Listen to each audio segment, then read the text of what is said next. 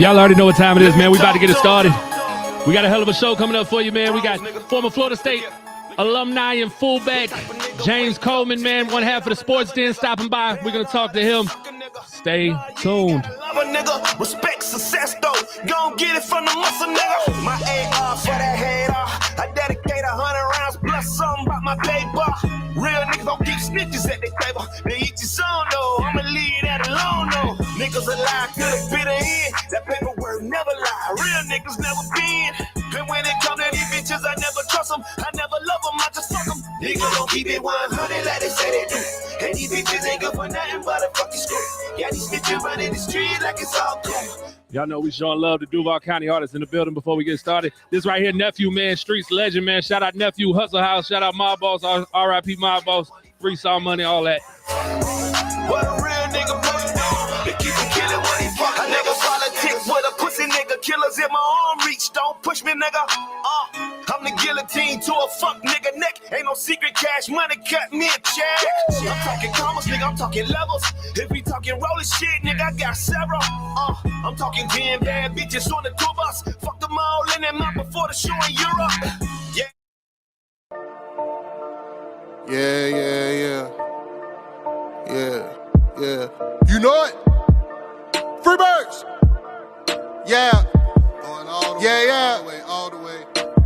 Watch how these pieces get moving like Hasbro. You know ain't no con in these rats, so I'm trying to be calm when it comes to the cash flow. You know talking till I die from the city we ride, no matter the outcome. You know when you out, watch your mouth in the jungle, a lot of them never escape from. Agent J when I bait some, 28 in my bag like I'm Freddie T. Agent K when I'm holding the city down, blocking all of the haters like Tony B. It's our year every year, if you quoting me, we gon' see on the field. They know the county, I scream it wherever I go. When I bleed, I just see black and teal. Feel like Brunel when the place is in action. Every line that I flow always solid, that mean I ain't worried about pockets collapsing. He may go all the way, running the S's and O's, gotta love how it happens. You ain't part of the gang, I ain't gotta explain why we ain't got no room on the wagon. MIT is the Army, the Navy, the greatest is Jimmy and Keenan, the ultimate package. Ooh, never can care how you feel. You are now in the mix with the men and Teal. Nothing but facts inside these conversations. Keep it 100, the law of the nation. With all the smoke, we can meet at the bank, you know the location. Executing the play when the ball cross the plane, that's the game, hit my little celebration. Then all I can hear is them saying, yeah. Then all I can hear is them saying,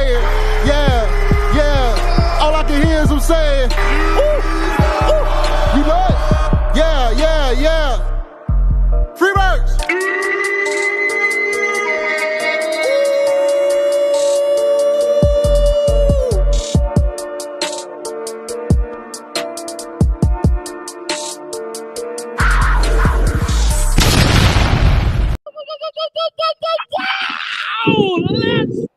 Welcome to the Minute Teal Podcast. I am your host, the High Tech MFTK, and I'm working with the Cannabis Analyst Agency, and we are live and in effect, Bay. As always, man, this show is brought by a good folks over at the Chulo Creative Group. CG, our group of talented designers, can take your ideas and create something special. Been needing to wrap your vehicle to promote your business? Or maybe creating new business cards to stand out in your field. Maybe you're looking to create a memorable gift for a friend. Call us today and speak with a member of our staff and let us handle your vision so you can focus on what's important. Call 904-771-5855 or visit mcg247.com for more information. Yes, sir. You already know. Yeah, there you go, Jimbo. It's gone. Jay, you had a whole celebration going on in the background. Jimbo was like, bro, too much. But it's good now. Yeah, you straight. It's good now, Jimbo. Thumbs up, baby. Yes, sir. Jimbo said thumbs up. I see Jimbo's shirt already. I'm excited when I bring him on. But we here, man. We live and in effect. How you feeling today, bro? Feeling good, bro. Feeling good. Pre-show smoke session in full effect. I love it. You know what I can't wait for? I can't wait for like 2 weeks when you know what? We ain't even gonna talk about it. We just gonna wait for it.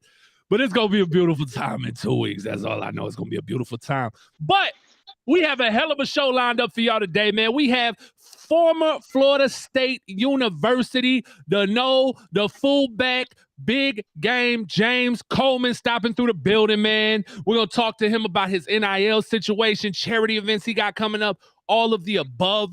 And breaking out a little Jag talk. You know, we got to talk to him about the Jaguars, get a little talk with. Oh, shout out everybody currently tuned in, man. Make sure you smash that share button. Like, if you haven't already subscribed, please do so. You see it scrolling across the bottom of the screen. Subscribe to the YouTube channel at Men and Teal Podcast. You can follow us on all social media outlets at Men and Teal Podcast, except Twitter. That is at Men and Teal Pod. You already know. So let's fucking go. We're going to do things a little different today. We got James coming in here in about 10 minutes. So make sure you tune in, click the share button, let everybody know. Come listen to what Big Game James got to say. You want to hear what he's talking about, I promise. We're going to go ahead and bring the fellas in. We're going to have a little pre-discussion, and then we'll slide them out real quick. You know what I'm saying? We'll get Big Game James in here. We'll talk to him, and then we'll resume as usual. So first and foremost, let's give it up for goddamn Jimbo. What up? What up, my brothers? In Greece, that vest on. And this man right here, the one and the only. Oh, my God. And I still don't have my head. I'm sorry. I am still don't have more. Here we go. Goddamn Money Mike in the building. Here comes the money. Send you a song. Hey, that boy. Hey, that boy Jimbo came on just like Doug Funny, man. All right, let's start this show. Bro, hold on, bro. Hold on, bro. Time out, man. That's a tech. That's a tech, man. Where's Pork Chop? Hold on, man. Doug had on a sweater vest, bro. Doug had on a sweater What is that? It's a jersey. That's a what? It's a jersey. Hey, that jersey look like it's made out of 100. Man, y'all tripping, bro. This is y'all tripping, bro. Oh, I just got on a shirt underneath it, bro. Just chill. Man. Who wears a shirt under a jersey anymore? Why? Why you got a shirt on under the jersey? Are you a female basketball player? What is happening right now? Hey man, you know I might not want to show a little side boob. You know what I'm saying? Shout out Brittany Griner, by the way. Jimbo, you live in Florida, man. It's hot as hell. That's very unfortunate. Not right now, it's not. Out there in Russia, yeah.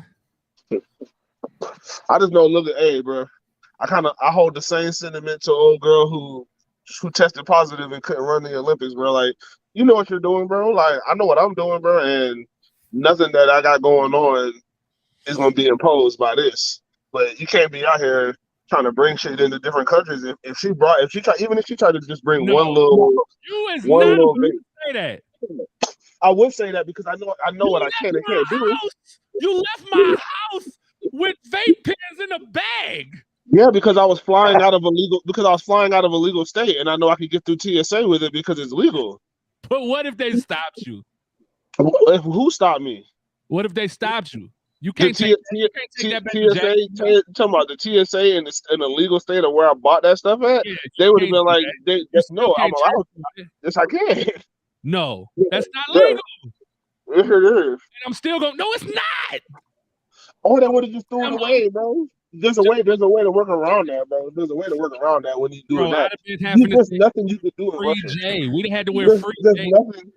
There's nothing you can do in Russia, bro. It's Russia. Like, why would you got to figure out how you gonna get that shit when you're over there? You figure out how to get it when you're there. Like, you don't try to bring anything into that country. I would never do that, bro. Internet, but hell no. Bro, I'm not a fucking idiot, bro. I wouldn't do that shit. That shit is fucking stupid. She been in it for it. And yeah, it sucks, bro. And it sucks because of the small incremental amount that it probably was. It's very unfortunate. But you can't just, bro, she did something stupid, bro. And shit, bro, it sucks, bro. Oh my! I mean, now if that would have been Steph Curry, I can guarantee he would have been out already. Like, they would have been. The USA, the United States government would have been went over there and got him. Bitch, it could have been. It could have been Birdman Anderson. He'd have been out already, bro. We need to get Dennis Rodman. We need to get Dennis Rodman over to Russia. Is what we need. Yeah, he'll handle it. Yeah, Dennis will handle anything. Yeah, but I mean, Dennis is talking about politics now. It has she's gonna go. Everything that's going on now is beyond whatever she did or didn't do. You know what I'm saying? Yeah, It just feels like it's definitely a lot of extra and overkill. Facts. it's definitely shit for timing. That's for sure. Yeah, like just let the girl go, bro. Let the girl go home, bro. Like what the fuck? Yeah. Nah, that shit is wild. That shit is wild. Stewie with the comment of the day so far. Speaking of NBA, what could you get in a trade for Jimbo? Just kidding. We love Jimbo. Jimbo, I'm trying to get a washing machine. What they got on semi-pro? He traded for Buddy. He traded a washing machine, so I pulled the trigger, gave him over. This is great. We're gonna get a washing machine for Jimbo, and then maybe a couple of maybe a snow cone machine to add to the Just make sure you get some Tide Pods to go with that washing machine, man. That's shit out the big Marcus. Don't let him sell you short. Yeah. So he at work, but he's feeling his love. Yes, fellas. Big Marcus in the building. So, fellas, it has been a super newsworthy week in football. Yeah. Yeah. Not at all.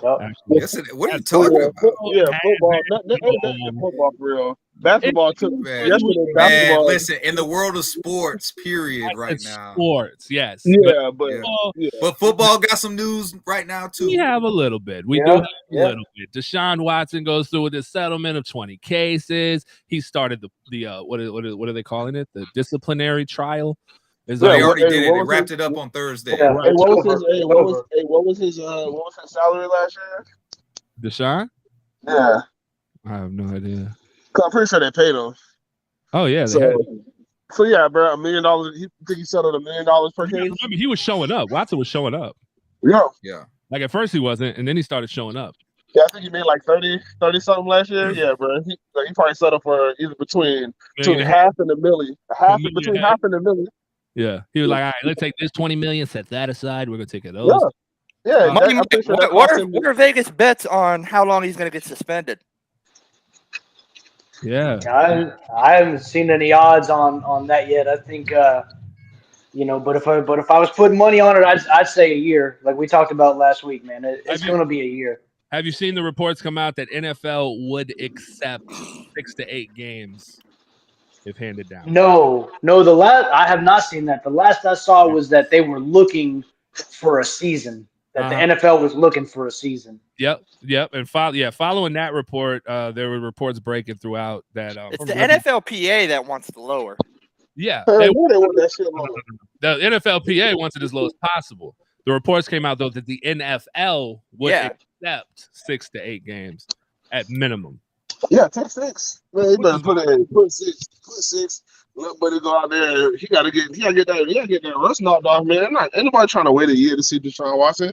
Like he's not in our division no more, bro. That motherfucker was used to be torturing us, dog. Like he's about to go. He got pent up aggression. He about to go crazy this year. What if he's especially if they let him play this year? Oh my god! What if he comes back and he's ass? Yeah, he might be. I don't think it's possible. I don't think it's possible. I think he's trash. Hey, I can tell you this. It is possible, bro. It is possible, but I mean, it's not likely, bro. I don't see any real reason why. Because like I said, he didn't play last year. That's the reason why he hasn't played. Right. Yeah, okay. The AFC North is the reason why. AFC North is he's going to be competing against 3 of the best defenses. He's been out of football. He hasn't been hit. You know, you see what Lamar Jackson does. You see what Lamar Jackson does to those defenses in that same conference. Is it fair to say more likely that he get hurt? Do you think Deshaun Watson is a better passer than Lamar Jackson? Is it more likely that he would get hurt this year, or is it more likely that he sucks this year? I think it's more likely that he goes balls to the wall and that nothing. I would never think that he'll suck, bro. I just feel like he's a better passer than Lamar Jackson. I didn't ask you. He's been out of the game for a year. So you won't admit the fact that he could come back and be trash, but he's very. Anything is possible, bro. I'm a Jaguars fan, bro. Like I always have the at least some kind of like upside somewhere, like or even some doubt somewhere. But like I'm just looking at him as a total player and what I've seen from him pretty much from his whole career. I don't think he'll be ass coming back. I don't think he'll suck. I don't think he'll really struggle. I mean, a little ACL, bro. You know, huh? He's already had two. Yeah. He comes back now after 2 torn ACLs. At 2 torn ACLs, he misses an entire year from football. You can't replicate that. I don't care where you're working out and whose mama you been. I don't care about none of that. You can't replicate what happens inside that gridiron for real during the regular season. Especially when you got TJ Watt coming at you twice a year. Yep, and that ain't no fast turf either. That's some thick sod up there in all them AFC North buildings. Facts. Well, they do it right. You got to play on grass. I hate the turf shit. Well, we're on it now, man. We got to get Big Game James in here so we can chop it up. Fellas, y'all go over there, roll up, do whatever you'd like to do. Jimbo, don't leave the time capsule. I love the sweater vest. Stone Cold's gone. Jimbo, that's a sweater vest. You're gone. Money Mike, go count your money in front of your nice-ass fireplace. And are you we just going to be outside today? Why is it?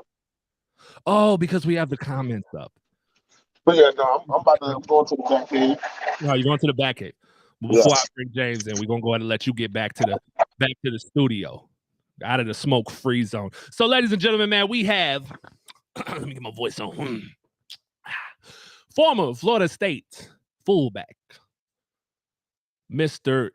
Big Game James Coleman coming into the building. Look, I was trying to give a dope-ass intro, fucked it up. Big Game James Coleman coming into the building, man. One half of the Sports Den podcast. Make sure you guys go subscribe to all his channels. Follow him. We're going to drop the links below. If you look in the link below to the show, you will see links to his sites as well. Make sure you check all of that out. Let's just dive into it. I'm trying to give Jay a second to get back. Jay is in the building. Bingo. Cool. Let's go ahead and bring him in, man. Big Game James in the building, y'all. Oh, wow. Y'all legit, man. Y'all got like the sounds and the effects and stuff, man. I wish I could do stuff like that. I need to get my producer on that. We trying to be like you, man. We gotta have fun with it, man. We gotta have fun with it. How you doing today, man? Hey, well, my man smoke weed, so I guess I can cuss. Minus the bullshit, my life is great. That's what I always say in life, man. It's people who got it way tougher than I got. I get to talk trash about sports, and I get paid to drink, smoke cigars, and shoot guns. So it's a lot worse gigs. Facts, absolutely. No, this is the beauty, as you know now that you have been released from the structure of the studio. You can do what the hell you want on these podcasts. We could have a motherfucking party. So no censorship here, bro. But we're gonna dive right into it, man. First of all, thank you for coming on. And those that don't know, go ahead, introduce yourself. Pretty much everybody does, but from Florida State and the Sports Den, where can we find all that information? Where can they see your show at? The show, if you go on Facebook, we're at the Sports Den. YouTube, Den Media Group. We're really trying to grow that channel. We're over, I think we're at 15 subs, or I don't know. I know it's over 1,000. It's been up for a minute, but once we get to over 2,000, we're going to shoot everybody. Not everybody. We're going to shoot a random sub, $200. We'll shoot a random sub, $300. Or you can go on at sportsden_live on Twitter, and you can check it out. It's typically Monday, Wednesday, Fridays, 11:30-ish, kind of air. But if you go to at Big Game James _36, you kind of see a lot of the stuff that I do. It's mainly me right now. Denny's been super, super busy. Training like every court in the nation between high school, college, and NFL. It's really cool. You gotta go follow my guy at Denny_Thompson on Twitter as well, and you'll get a chance to your favorite quarterback, your favorite school's quarterback. So that's kind of just what we got, man. Following me, it's a hodgepodge of randomness. You're gonna get sports takes. Some of them are good, some of them are people that definitely let me know. I'm a few personalities that you could probably talk to, you won't hurt. So like I let people tell me. I mean, we did when we were on local, like, tell me how you feel. The problem is you better me to tell you how I feel too. So like you can tell me whatever you want as long as you can get as right back, because that's the way I grew up. Whatever you dish out, you gotta be ready to give back. My mother raised me with the same capacity you give an ass whooping. Be ready to take one. And I think that does everybody wants to give, and they don't know how to take an L. But I'm always right. But I don't argue about things that I don't know. I don't discuss things I don't know about. I listen and learn when there's. That's kind of just the way I take it, and I do is kind of like we're welcoming people in. That's the whole. I think that's the beauty of like what you and what I call it disruptive media. Disruptive is making the digital media stay on their toes because so long it's been I have on a suit, I have this sheets of paper, and I'm behind the phone, and I automatically know more than you because I Google stuff. It's like, nah, most of us in barbershops, most of us around our friends, we've had all these different things. The only difference is we haven't had the platforms. Right. And I always tell people too when they would text us, I'm like, it's easy to have an opinion, but you're not on air. But now you see people taking them to the World Wide Web, and I think it's amazing. So many different opinions, so many different things, and I think anybody who's willing to put their stuff in canon, which different streaming services, meaning people can dig up our takes from 10 years ago and literally make live it. It's different in the barbershop when somebody thinks they remember what you said, but when they can replay your comments, it's a whole different world. And very few people know how to change and know how to admit, like, yo, I was wrong. But the crazy thing is about the Jags, I haven't really often. But there's only one time I've been wrong, and that's when I told what's my man name, Calais Campbell, that he was crazy and sick in his head for thinking that they were going to go 27. And now, he was technically wrong too because he said they were bold, but they were one play away. He was more right than I was. But every other year I've been completely right in my assessment of the Jags. It's not as they have a culture of losing that I think is starting to make the change, but it's still a culture of losing. Yeah, no, absolutely. We've had to eat a lot of takes over here. I'm not very proud of it, but we have ate them. We've ate that humble pie, and you know, you just got to keep it rolling, man. And we gonna keep spitting them. But looking ahead at everything that you have coming up, man, you've done some great things so far. You've got this mentorship for the kids, the MFTK. I thought it meant something else, but we're gonna say mentorship for the kids, right? That's what it is. It's a duality. It's a lot of the things that I say can be multiple things. It was a double entendre. Bars. Our kids, okay. So here's how we verify it. I don't have, because people used to come at me, and the reason why I nonprofit was people were like, "You shouldn't say that." And it's funny is, so what it really stands for is, man, F them kids. If you got kids, you've whispered that if you do that 5 to 6 times a day, you ain't around kids enough. Kids are creatures. You really become unselfish when you have kids. It's kind of one of those weird things. Like, you're selfish until you have something that requires you to be selfish again. And had gyms, I've trained kids, I've done a whole bunch of other different things. And it's not their fault, but because like most of their life, their existence revolves around them getting the resources they need to be able to not kill themselves. That's kind of where that came from. And it really came from and FSU fans. I have a company, Fifth Quarter Media. We have a great Discord, but recruiting is the lifeblood media on college sports. And I don't really care what 17 to 19-year-old little boys do. Like, that's weird. It's borderline pedophilia the way that some of these people. I want them all to be successful as long as they're interfere with my alma mater's interest. But people kept asking me. So I finally just, man, fuck them kids. Like, stop asking me about them kids. And then people come off the high horse. You shouldn't say that. And everything they do in America, like when you look at the cut free lunch programs, they're cutting other things. They're forcing you. Basically, MFTK is as American as apple pie. So they're saying what I started saying was, you know what? It's not. Yeah. Well, it's fuck them kids though. Mm-hmm. These kids I'm cool with. I like these kids. So that's how these kids I'm cool.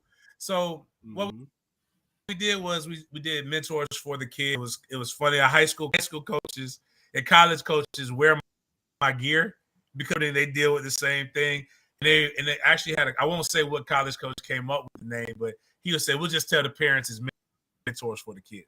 And then I made it into a 501c3, and this is our third annual drive. And we do Christmas giveaways, food drives, tutoring assistance. I think we're going to create a I don't know how old you. The only reason I know how to read is because we used to have this thing called Book It.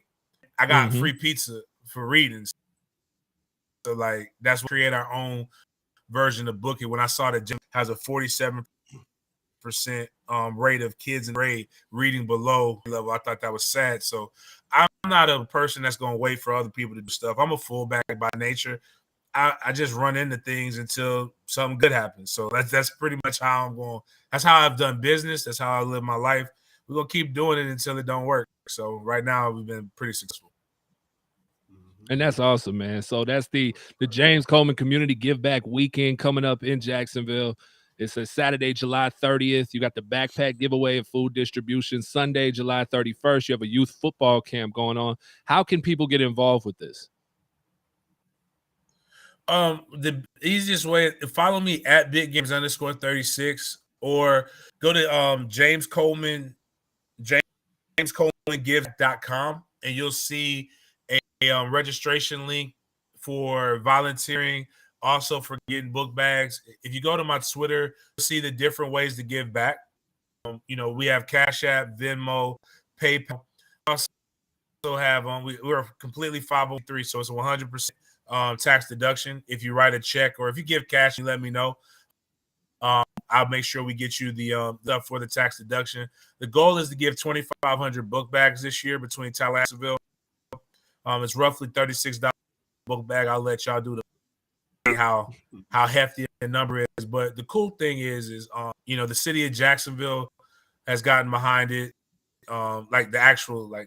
The people have too, but the city of Jacksonville, COJ, they've written us a check every year for even when we weren't nonprofit.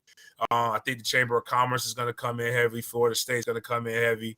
We'll get a lot of businesses in it. So if you got a business with that needs write-offs, it's kind of one of those things. Or you just want to come and serve. I mean, $36 isn't a lot. I mean, it's not a lot for individuals. Some of us individually, but what we can get from the mass, the family will get a book bag. Each car will get about a week's worth of groceries. So they'll get a protein, they'll get a milk, a dairy, they'll get eggs, they'll get cheese, bread, some grains, a lot of different stuff. It's solid. The coolest thing about live my life, if I'm going to do something, is I'm giving you something that I wouldn't myself. Shoot. Some of these food drives, man, I ain't gonna lie, man. I sneak a couple steaks. Like, hey, I saw one had lamb chops back in that truck. I'm like, man, these people don't need no goddamn lamb. I know what to do with them. We had like 200 fillets once, and I'm like, man, I'm not finna give 200 filet mignons to people who are in poverty, man. This is just I don't want to give them that much hope. I ain't good of a person. I mean, I'm a good guy, but I ain't that good of a person. It won't be no pink left in them things. I'm telling you right now. Them things gonna be well done. Look like shoe leather, but I don't know. I ain't know how to cook them until I grew up. You hear me? Yeah, man. That's what I was saying. Like, we had shrimps. Like, man, I'm like, man, like, get these kids, get them leg quarters is good. Stretches. They need food. Yep. But but it's good food though. Like, it's not hand me down leftover stuff, man. It's like anybody will want, and people call me off. They don't understand the way I talk. I'm a dark comedy kind of guy. I am a realist. People who tell me they don't, start telling me you're a liar. I at least see flavor. Food. I don't want Chinese people to just be American. I like Italians. I like everything. I want y'all to keep your food. And so a lot of this stuff, I do things to draw attention.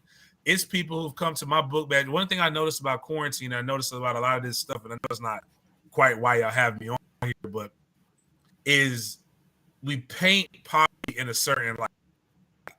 So I could, I mean, it's true, But like I thought only black people lived in the hood. I thought only black guys didn't have dads. I thought all this stuff. When I got older and I moved around, I realized, it's a lot. It's not a monopoly on ain't shit people.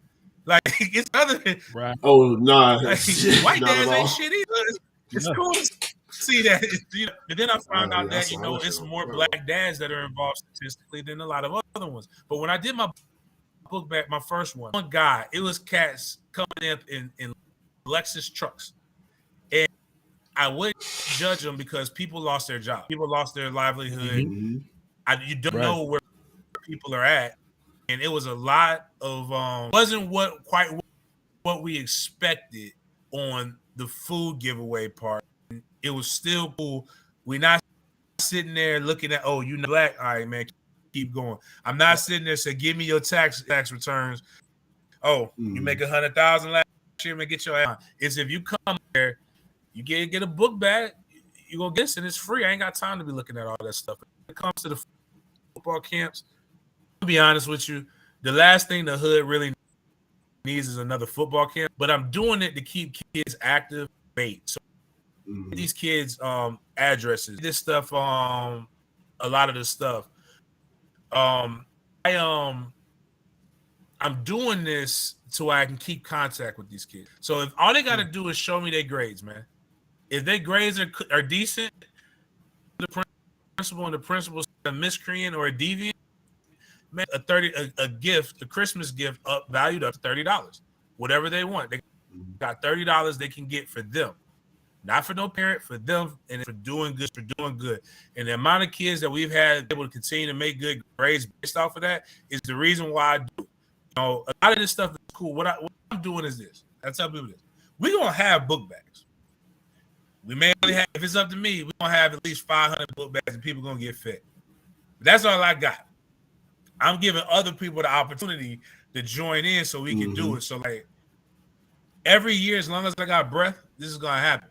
But I like to try to put people into a perspective where you got to put something behind you. So like if you believe America's great, then bring your ass on over here. If you don't see color, then come on, bring out, let's get some hands. And if you can't do it, shoot a couple dollars. Give me to somebody who can do it. Like we're gonna put action, like because the main thing is I got kids, man. And I remember what I was like. I made it out of the hood by being a really, really good athlete. There was some privilege involved. I'm not one of those people who cry about privilege. Hell, I don't give a damn about white privilege. So I was white, I use privilege too. It's a problem when you don't recognize. I have athlete privilege. My son has athlete privilege. He gets to do things that I never got to do, and because of who his daddy is, he gets access to stuff that he'll never get access to. I don't care who y'all is. Y'all kids can't experience Florida State the way my son can experience Florida State. It's only because of who his daddy is. He ain't made a play yet. But there's nothing wrong with that. But there's something wrong when you don't recognize it and you use it for selfish gain. So what I'm trying to do, these kids, we got a hook. If it's sports and that keep you to get good grades, then damn it, I'm going to make sure you get sports and you got everything you need. Also going to make you the step that we're having the next weekend. So you're going to learn about technology, engineering, and math. You're going to learn that you can use it to make some money as opposed to injuring your brain and having to run into people. You're going to learn about other opportunities. I'm going to show you how to build a podcast. You could do more with that microphone than rap, son. I'm not telling you not to rap. I'm just telling you we could do more. I think, and it's been studied. The more opportunities you give kids, you know what happens? Violence decreases. Everybody loves to talk about what about Chicago, but what about the time when the government pumped summer jobs into Chicago? And Chicago had a sharp decrease in the murders, but then they pulled the like you give these kids something that it doesn't, you'd be surprised at what happens, man. And I see this. I see my man trolling Florida State, but I speak to them guys. They are losing right now. I'm out of that. Get them out of that. You see it, right? That's the one thing I love about having the comments on the screen now, because the guests can see it first. They see y'all talking that shit. All right, y'all like to get slick in the comments, but we see you. We see you. But like no, that's anybody awesome. who's a fan of a Florida school. Mm-hmm. My bad. Let me Go just ahead. say this: anybody who's a fan of a Florida troll, like it's like this, man. You're a fan of the tallest. You know what happens when you're the tallest midget? You're still short. So like, yeah, if you're a Florida fan, good, bravo. Bravo went 6 or 7 last year. You ain't beating nobody either. Georgia, y'all big national championship. You weren't alive the last time y'all won a national championship. Clemson, you suck too right now. Miami, y'all haven't won a game that matters since I was a junior in high school. So like, I don't want to hear that. I don't want to hear that mess no more. I like Kirby though at Georgia though. My son Kirby. Yeah. No, Kirby nice. Kirby's nice. No, Anthony Richardson taking that step this year. He gotta show out. He's gotta give me one good year. That's Black Tebow now. Black Tebow, boy, he's special. He's special. I like him. I love AR-15, man. I know you can't really say that around, but hey, I'm telling you, I'm mad. I'm mad that Anthony's good, man, because I don't want to root. That's like the kid. I've got a chance to get to know him well. When are y'all gonna recruit a quarterback worth talking about?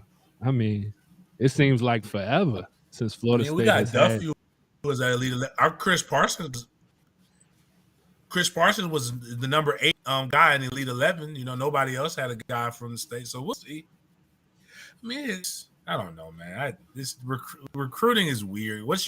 All these high school kids get all this love, and this is the part of the problem with the NIL.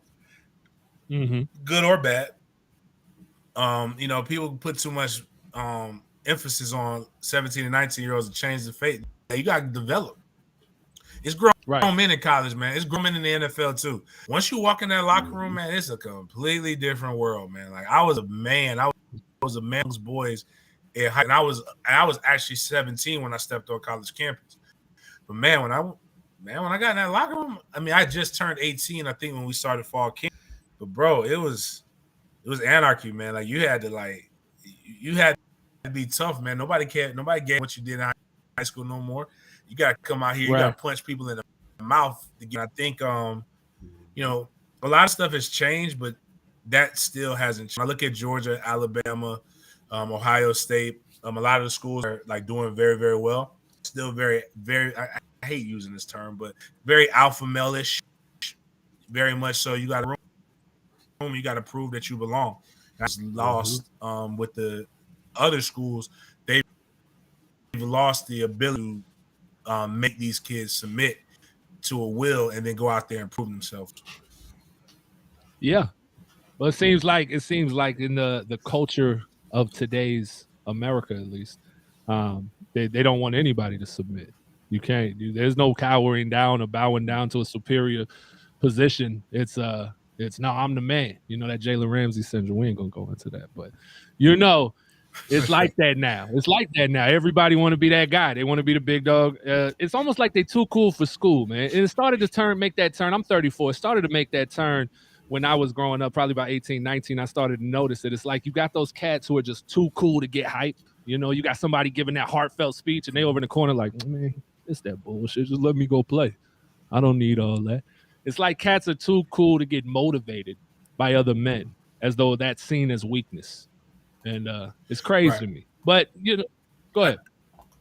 No, I think it's just more I think it's, you know, social media. It's everybody talks about be a leader, but to be a leader, you must know how to follow first. And then one of the things is you have to give somebody something. I think most people think be a leader means tough, like I'll whoop your ass, and that's how you're gonna follow me. That's not necessarily how it works, but it's also a true firm adult has to be in place in order for you to follow. So we can look at it from I'll look at a pro and a con, right? So right now, Alabama, Nick Saban is a true stud. Like even before he won, when he came back to Alabama from the Dolphins, he went 6-7 that first year, if I remember correctly, or 7-6, and then a national championship the next year. He has culture, and it was either you're going to do it my way or you're going to be gone. And people believed in him. So what happens is when they're straight, everything else falls under. Now, the NFL, you got Bill Belichick. You've got I call him my uncle because I don't think he's that man has got some seasoning to him. What's the coach at Tampa Bay? That Can't Bruce think of Arians. his name right now. Yeah, Bruce Arians. Bruce Arians the same complexion as my uncle, my uncle Harry.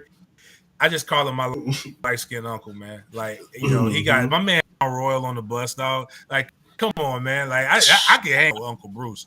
Give me a cigar. No, Bruce is a wild boy. Bruce had the blackest coaching staff, blackest coach I've ever seen in my life. Like, it's crazy when I looked at it.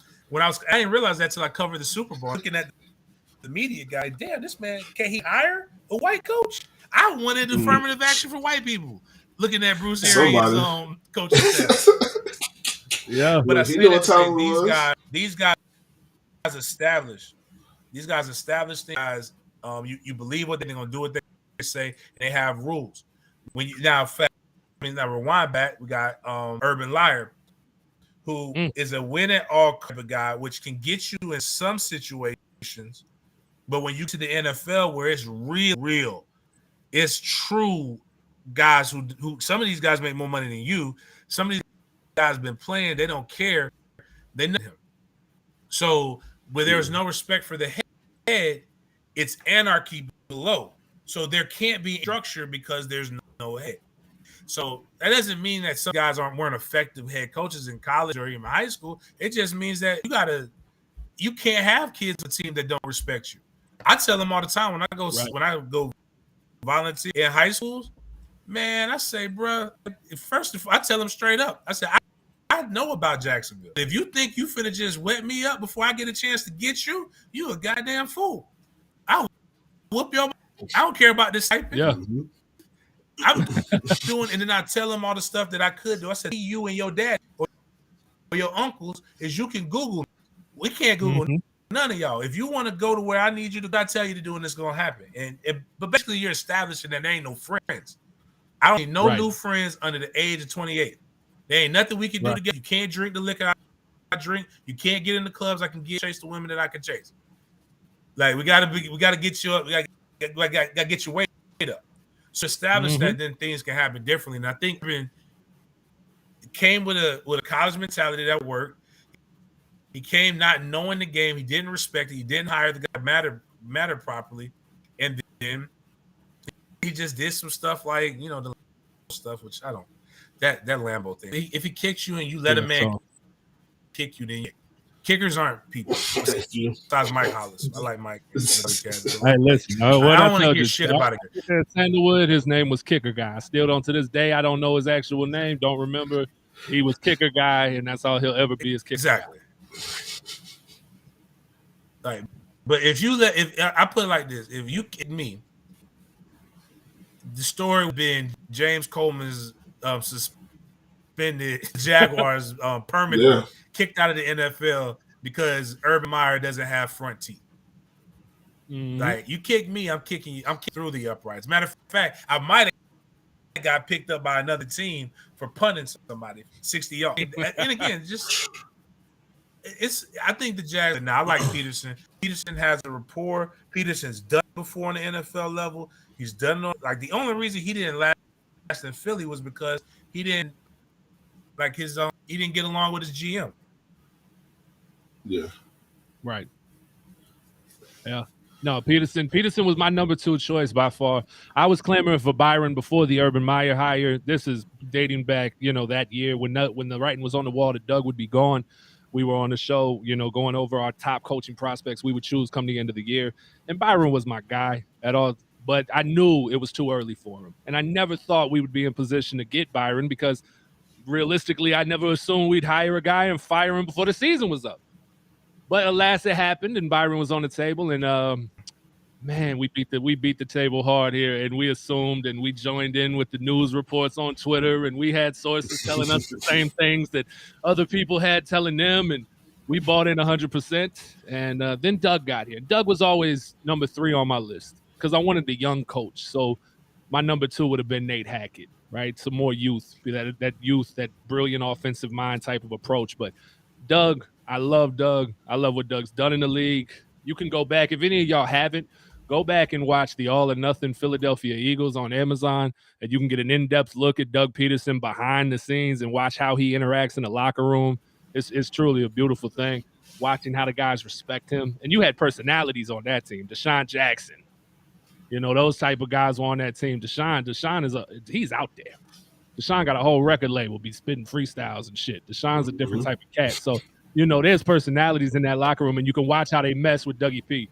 So it's definitely a good watch. But going back to what you were talking about earlier with your journey coming out of high school, if I remember correctly, I've tuned into you several times. I mean, we got some. I brought my daughter to you back when you were making white kids run fast, a couple of times. So we got some experience together. You were a 0-star recruit coming out of high school, yeah? Very much so, 0-star recruit. This star system is wild. And it got more popular now than it was when I was coming up. I remember, I think I attended the first night camp. Back when I played, you had to go to, you went to, I went to the Bobby Bowden football camp. That's where I first got my scholarship. And I had offers from a lot of schools. But what happened is this is why I like to do what I do now, to show kids that what your uncle telling you is bullshit. I was just told, be good at football and they're going to give you'll go to school. And it actually bit me in the butt. So now they have a name for it. It's called a blue shirt now. Back then it was just, I didn't have because I had to get into Florida State on my own. Now I got a little help, but I had to Florida State and I had to prove that I could get there. Now I got a scholarship the spring of my freshman year, the way it was supposed to work. But I played as a freshman that fall, but I had to pay my money for the fall semester Florida State. And it was because I think I graduated with a 2.2 GPA. That's bad. You're not getting into any college with a 2.2 core GPA.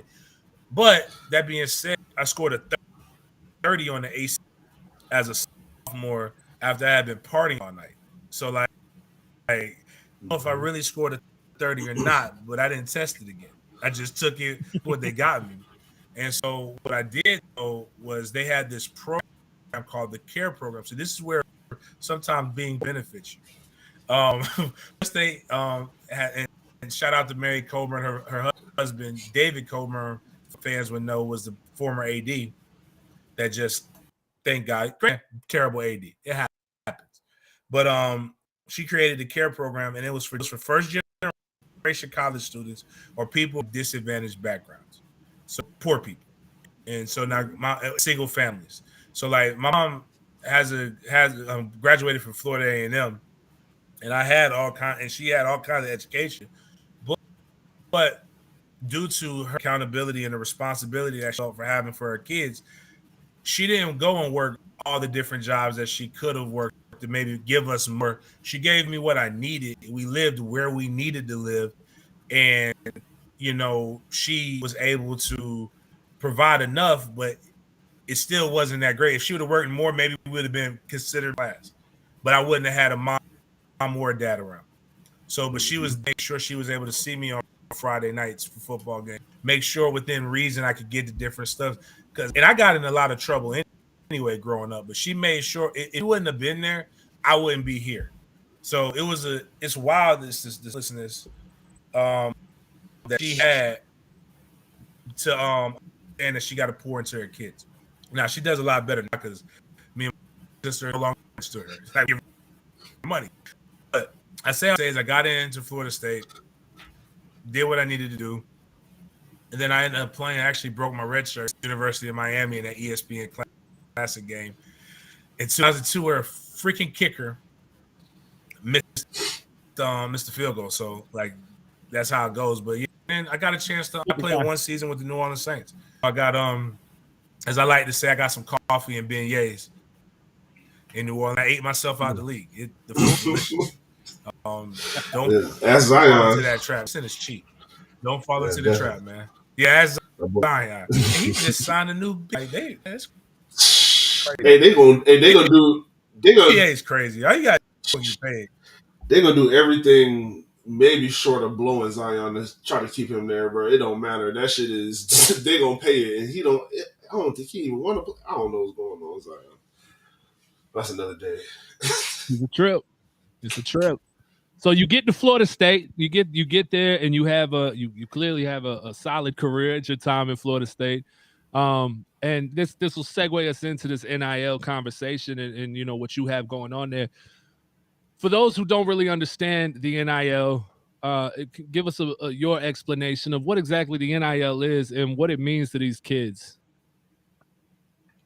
Well, at its simple, it's the most pure form of capitalism that we have. We've taught these kids and taught everybody that, man, that we're in a capitalist nation, that you should be able to earn money as you possibly can. Until it doesn't really look like it benefits the masses. Say why people feel the way they feel. I'll just say nobody cares about baseball players leaving and going getting paid millions of dollars out of high school, but they care. But suddenly they care about college basketball. Not even looking at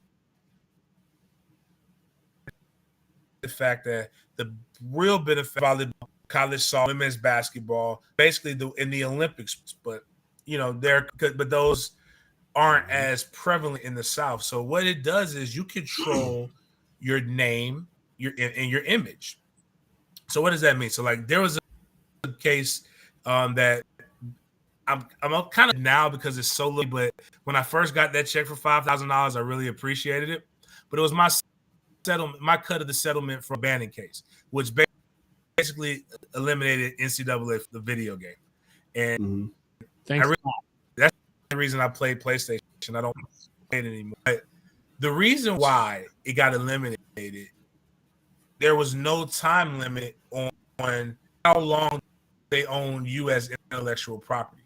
So with the 3 video games years that I was on it, the number 36 had a visor, had wristbands on its elbows, it had a pacifier, it had speed TDs, it had what was it? Oh, it had taped wrist with wording on it. It had something else. All these things. Player was from Tallahassee, Florida. He was 6 foot. 1 year he was 230 pounds. The next year he was 45 pounds. The next year he was 260 pounds. All very coincidental because those are all my attributes, exactly how I wore you. But they were trying to that wasn't James Coleman. That was an imagined version of whatever player that Florida had. Now, also, when you go back, so after that, so it was cool with 4 years. I get it. But they would do these all decade.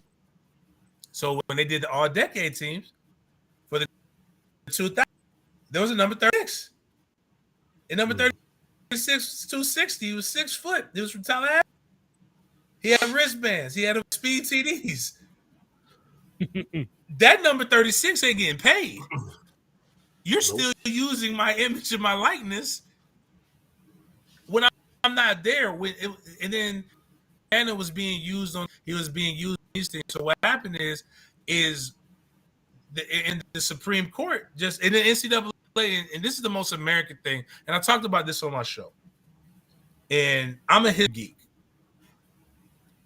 It's the most American apple pie is free. Is taking advantage of free labor and not learning how to just tweak things to do it the right way so that you can continue to make money in the whole. So I say this to people, and it's controversial, and I apologize if people on your show don't like you for this. This is James Coleman's opinion. Slavery never ended in America had people just tweak things a little bit. All you tweak it. But instead of tweaking it, people rather blow the whole thing. Because Abraham Lincoln said, if I could save the Union without the slaves, I would. They offered reparations to slave owners. Like, basically, you lost that. We gave you Abraham Lincoln signed this for D.C. They gave him $9,000 per slave. Even across the pond, when other people think they're great, they just stopped paying the loan back that they took back 1800s for pay slave owners. Who had to pay those taxes?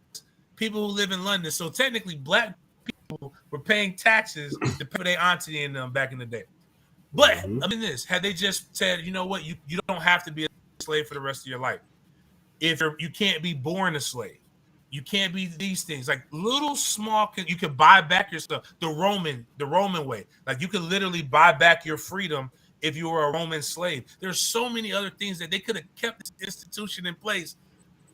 But they were like, nah, son, all or nothing. So what I say that to say is all the but that's the American way. Just fight it out. So yeah, they gonna say that's what I'm saying is the bare minimum. But instead of doing the right thing, it's about to all collapse, and they're fighting it tooth and nail. And then they did the worst. They very few rules. Now the rules can be enforced, but very few rules. Like you can't coerce a kid to come to your university by saying, "I'm going to pay you $11."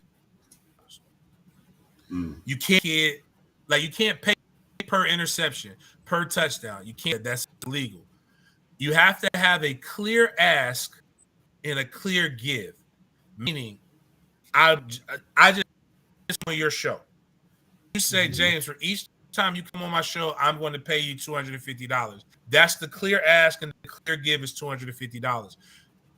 Now, if I come out and you guys are heavy FSU boosters and I'm a recruit, and you say I'm going to be $10,000 for your appearance, NCAA for you, nobody gets that. So it's really an opportunity. And now, and then everybody looks at, just like all the things, people look at the extremes. There are players who are going to make close to him. Bryce Young is he's a Heisman Trophy winner, of course. Like that's going to happen. Right. But the James Colemans of the world are only going to literally, like most of the college athletes that I'm dealing with, will be happy to make $1 extra a month to help their stipend. You can't work. One, it's impossible, and two, the NCAA rules that say you can't have a job. Why isn't? You know, you may have things like me. I had kids. I had a kid when I was in college. Some of these guys have life. Some people, we all like. You love every year we hear the worst of the worst stories on the NFL draft. This guy's dad died trying to save his dog, and his mom's got one leg.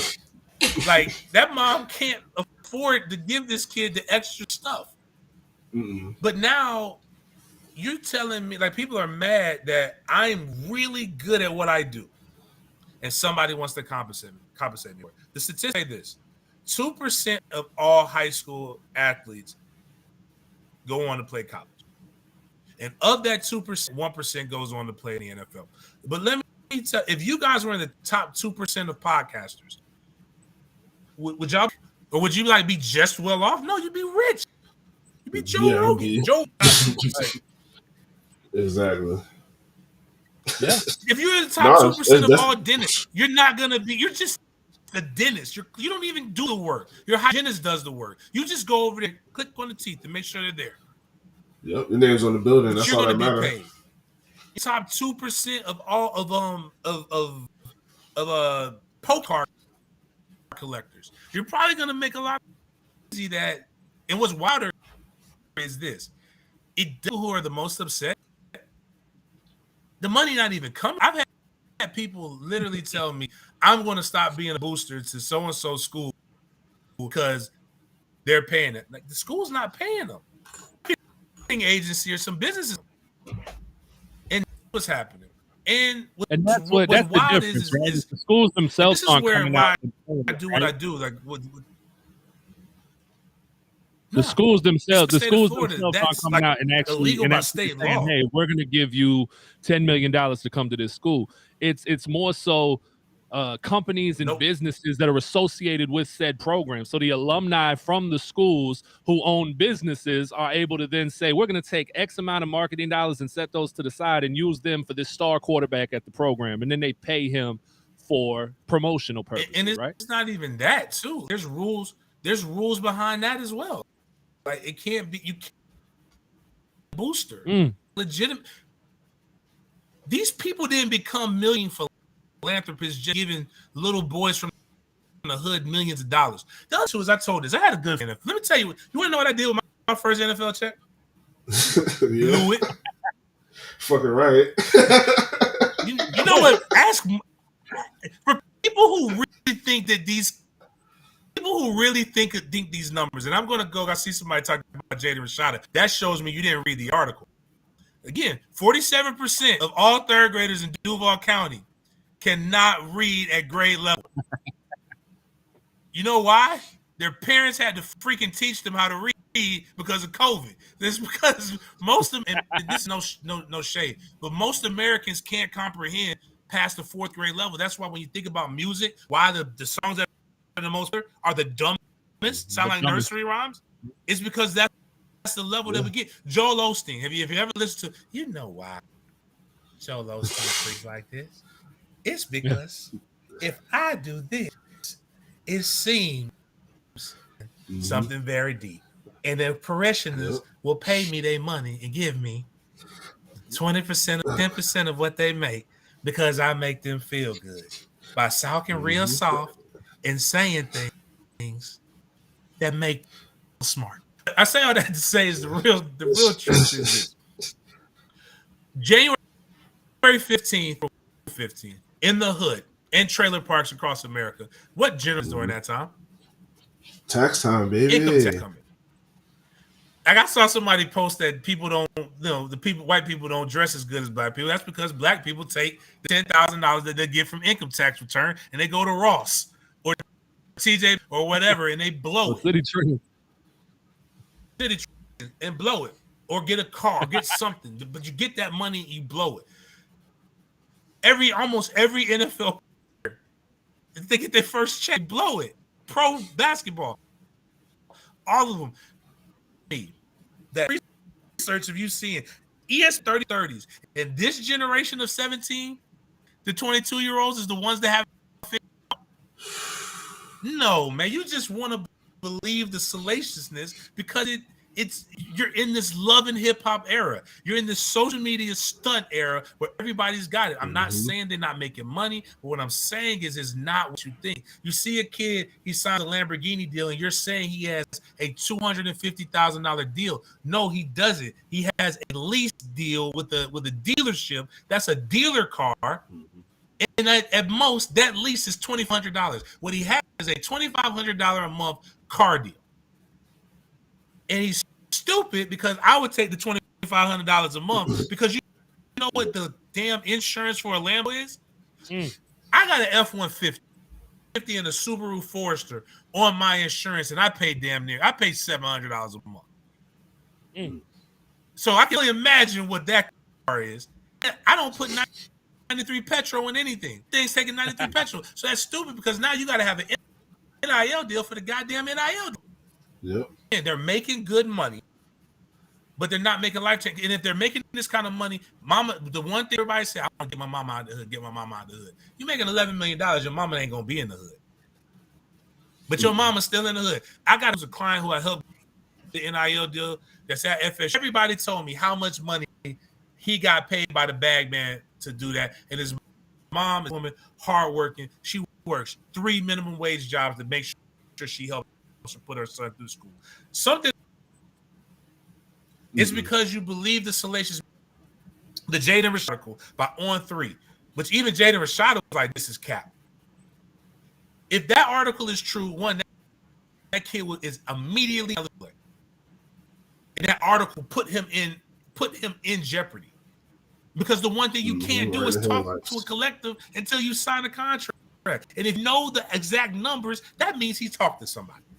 So if you're a Miami fan and you keep pushing this BS, you're literally setting your number one quarterback up to not ever play it down for you because you feel the need to brag to internet stars that you'll never meet. 2, even if they did do that, they did. Let's say he got 9.5 is the rumor that from that. Making more money than a second round draft in this past NFL's draft. A 4-star quarterback is making more than that. If you told me Arch Manning was making that. All right. I believe it. I'm like, hey, all right, I know what time it is. Makes sense. Again, I have to tell sometimes, let's take a step back from our love and hip hop, our reality TV spectrum, and let's look at this as let's break this down all the way down, right? Again, if you read the article, the attorney said he didn't talk to either collective. I know that for a fact that's BS. But what I'm saying is the attorney says he didn't talk and the kid didn't meet this. It says sources told us. Every year, that's the most, as a media member, that's the biggest cop out of all time. So I can tell you a source told me that a source told me anything because I don't have any accountability, nothing to put it up against, and you can't research it. It's not that I know I've seen some of the deals. Some of the deals are 6 figures. Those are the upward higher deals. The majority of them are no more than 5 figures. That are big deals are no more than 5 figures, and most kids don't. In 3 years, all of this stuff will go away, and because everybody would have had a chance to have an NIL. It's just, right now, it's a bunch of people counting money of youth that they shouldn't be doing, and that's just coming of a man. But I think it's dope. Again, it's a dope time. I would have probably made about $2,000 a month just off of my own pure hustle. Went to the club every weekend. I would have got $500 for a club to put me on the flyer. I got $500 from Shingles Chick, my guy's restaurant. I got $500 from some juice bar. Now I got $500 from somebody else. Most of these deals are your standard local and radio deals. Hell, 1010 Excel don't make nothing $1 million a year collectively. Hell, you think and they got a sales team, right? Yeah. I mean, it's just. I'm just sorry. I can talk a lot. I can talk about this stuff all day, man. I don't want to run y'all stuff off, but it's just what it is. And again, dope because kids can change their lives. Kids can make money, but there's so what Mikinoki 1851, my NL collective does is teach these young men and women how to become a brand and get them internships. Because if you Christy Dosh at Sports BIZ Miss Twitter at Sports Biz Miss on Twitter wrote an article where she went and interviewed student athletes and about a name, image, and what they really want out of this. And, you know, like 90% of them didn't even talk about money. They talk to make their money because what I tell athletes is if I can give it to you, I can take it away. But if I can teach you how to make it, always be able to earn it. Most of these guys want to take their 4 years and make it and propel it into their next 40. That's what I did. I'm still getting paid. I got some of them. Nobody gets paid more off of one touch scored against Miami than I did against Miami in 2005. People still remember it, and I'm gonna make you remember it now, and I'm gonna still eat off of it. All right. But that's what these athletes want. Athletes want to meet the Miko, the $1 million boosters, because you know what? They're smart. You can make $1 million. If you could donate $1 million to my university, that means you have the disposable income as wow. I need to get to that level so that I can have, or you have a $60,000 job when graduating. Because I always tell people this: the reason why I believed in owning my name before outside of getting paid, because I don't leave the university. Then it becomes pro. And just call it something else. My name, and people will be like, "Well, the degree is enough." I don't use my degree except for anything but Jeopardy and Wheel of Fortune. I'm watching Who Wants to Be a Millionaire because I know obscure questions about his. If I wanted to be a teacher, then I could use that well. But my degree is not worth the piece of paper it's printed on if it doesn't come. And with boosters, you can develop now. You can develop these relationships with these multi-million-dollar companies. Peter Boulware owns Peter Boulware Toy in Tallahassee, Florida. Former FSU stud, ball even Super Bowl winner.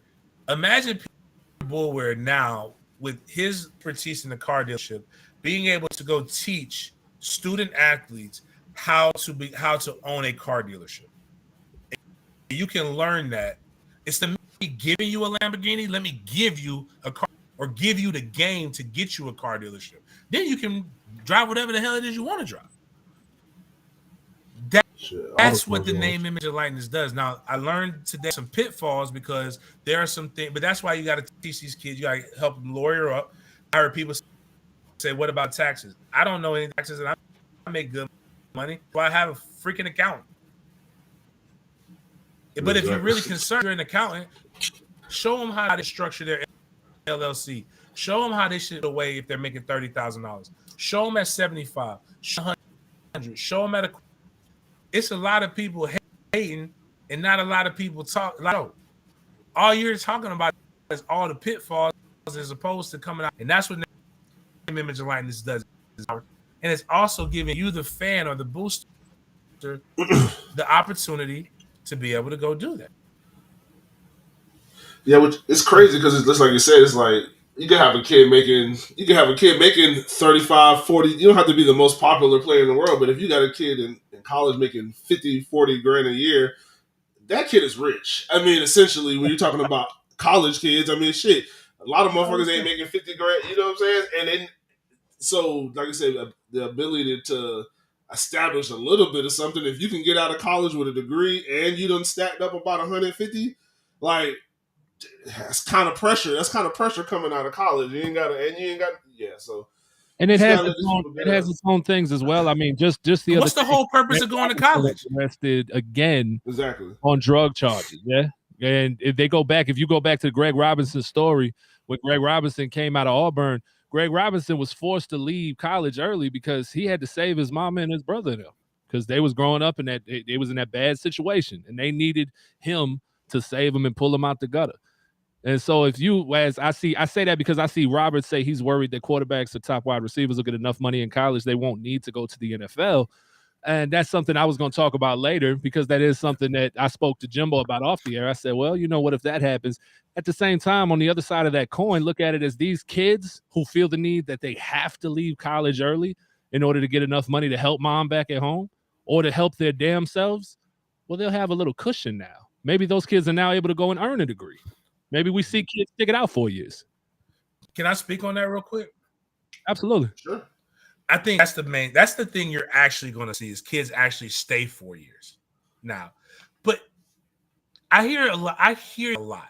So people bring, and it's nothing against you, Robert. I don't know you, but that's the concerning thing, is that that's the argument that people use, and you think that that's a good argument.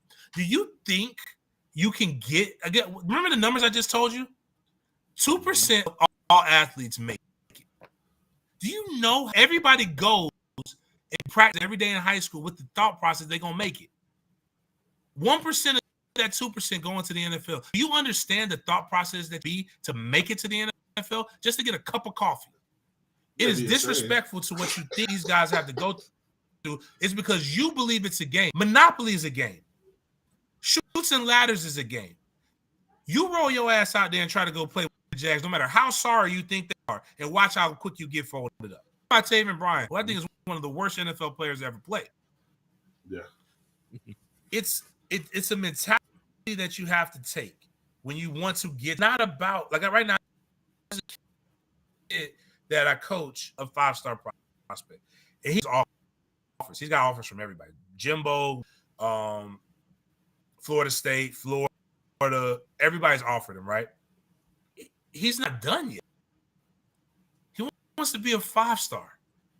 And then once he gets to a 5-star, he wants to go to college to get drafted, because no matter how big the money is, Marquise, what's his name? He played at FAMU, and he's going to make the team. Marquise Bell was an undrafted free agent to the Dallas Cowboys from out of FAMU. If he makes the team, his contract will be worth $850,000 minimum for this season. What you do, it's the money in the NFL is still greater than money. Yeah. And all you got to do is play football. So if you really want to think about it, there has to be a clear ask and a clear give for everything with the name, image, and likeness. That means you have to, if I can get $11 million in the NFL contract, You know, all I got to work out and play football. It's less work to maintain the actual NFL side than it is to actually make the NIL side. You talked about Anthony Richardson. I have an Anthony Richardson. We did 10 questions. It's on Den Media Group. It's on the YouTube page. Talked about the NIL. And Anthony Richardson dropped this. When I was chasing the NIL, I wasn't playing.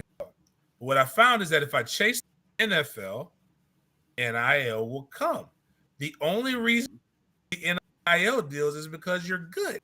The only reason you're good is because you haven't lost your motivation. Your motivation, you'll lose the NIL deal, which means you leave with nothing. It's an elite mindset. My jokes tell people when they get in rich people's problems. Don't take your 5-figure mentality and try to understand an 8-figure deal. It's not the same. And it's no disrespect. If you don't have an elite, if you don't have a winning, if you don't have a bully mentality that it takes, then you're going to look at everything way. And I don't know how to win. Like, I want to, like, I beat my sons in everything we can. And they get mad. Tell them, I'm going to beat your ass until you can beat me. I don't want to, when I look at the numbers, I'm comparing myself, but I don't want to have the most 2 podcasts just because it's, you know, for me, competition. We had the 3rd highest rated show, and we were on from 8 to 10 p.m., sometimes 10 to 12, sometimes 9 to 11. Matter of fact, I don't think we had 2 days at the same time. I was about to say, that's why used to be rotating. Like I would bounce around like a basketball. Right.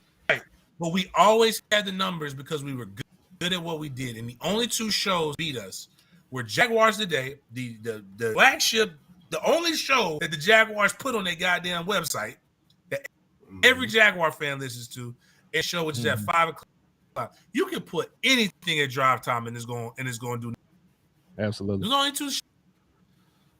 And you're in a house at night. So we were that means people were literally going to turning on their TVs, going to tune in radio to listen to us. And we wanted to, every day we went on top of that. And we wanted to make more money, not because Denny was good at what he does with quarterback trainers, and I was damn successful. Didn't need any extra money, but I wanted to make the extra money so that I could show. That's how we show we win. Yeah, winners win. I can't understand people who even if my son hopefully will get an NIL deal, and if he comes, actually, this is the quote I've been using: Wall Street, money never sleeps. The second Wall Street, both Wall Streets, 2 of my favorites. I can't remember the main character, but the guy from Transformers or whatever, they were racing motorcycles.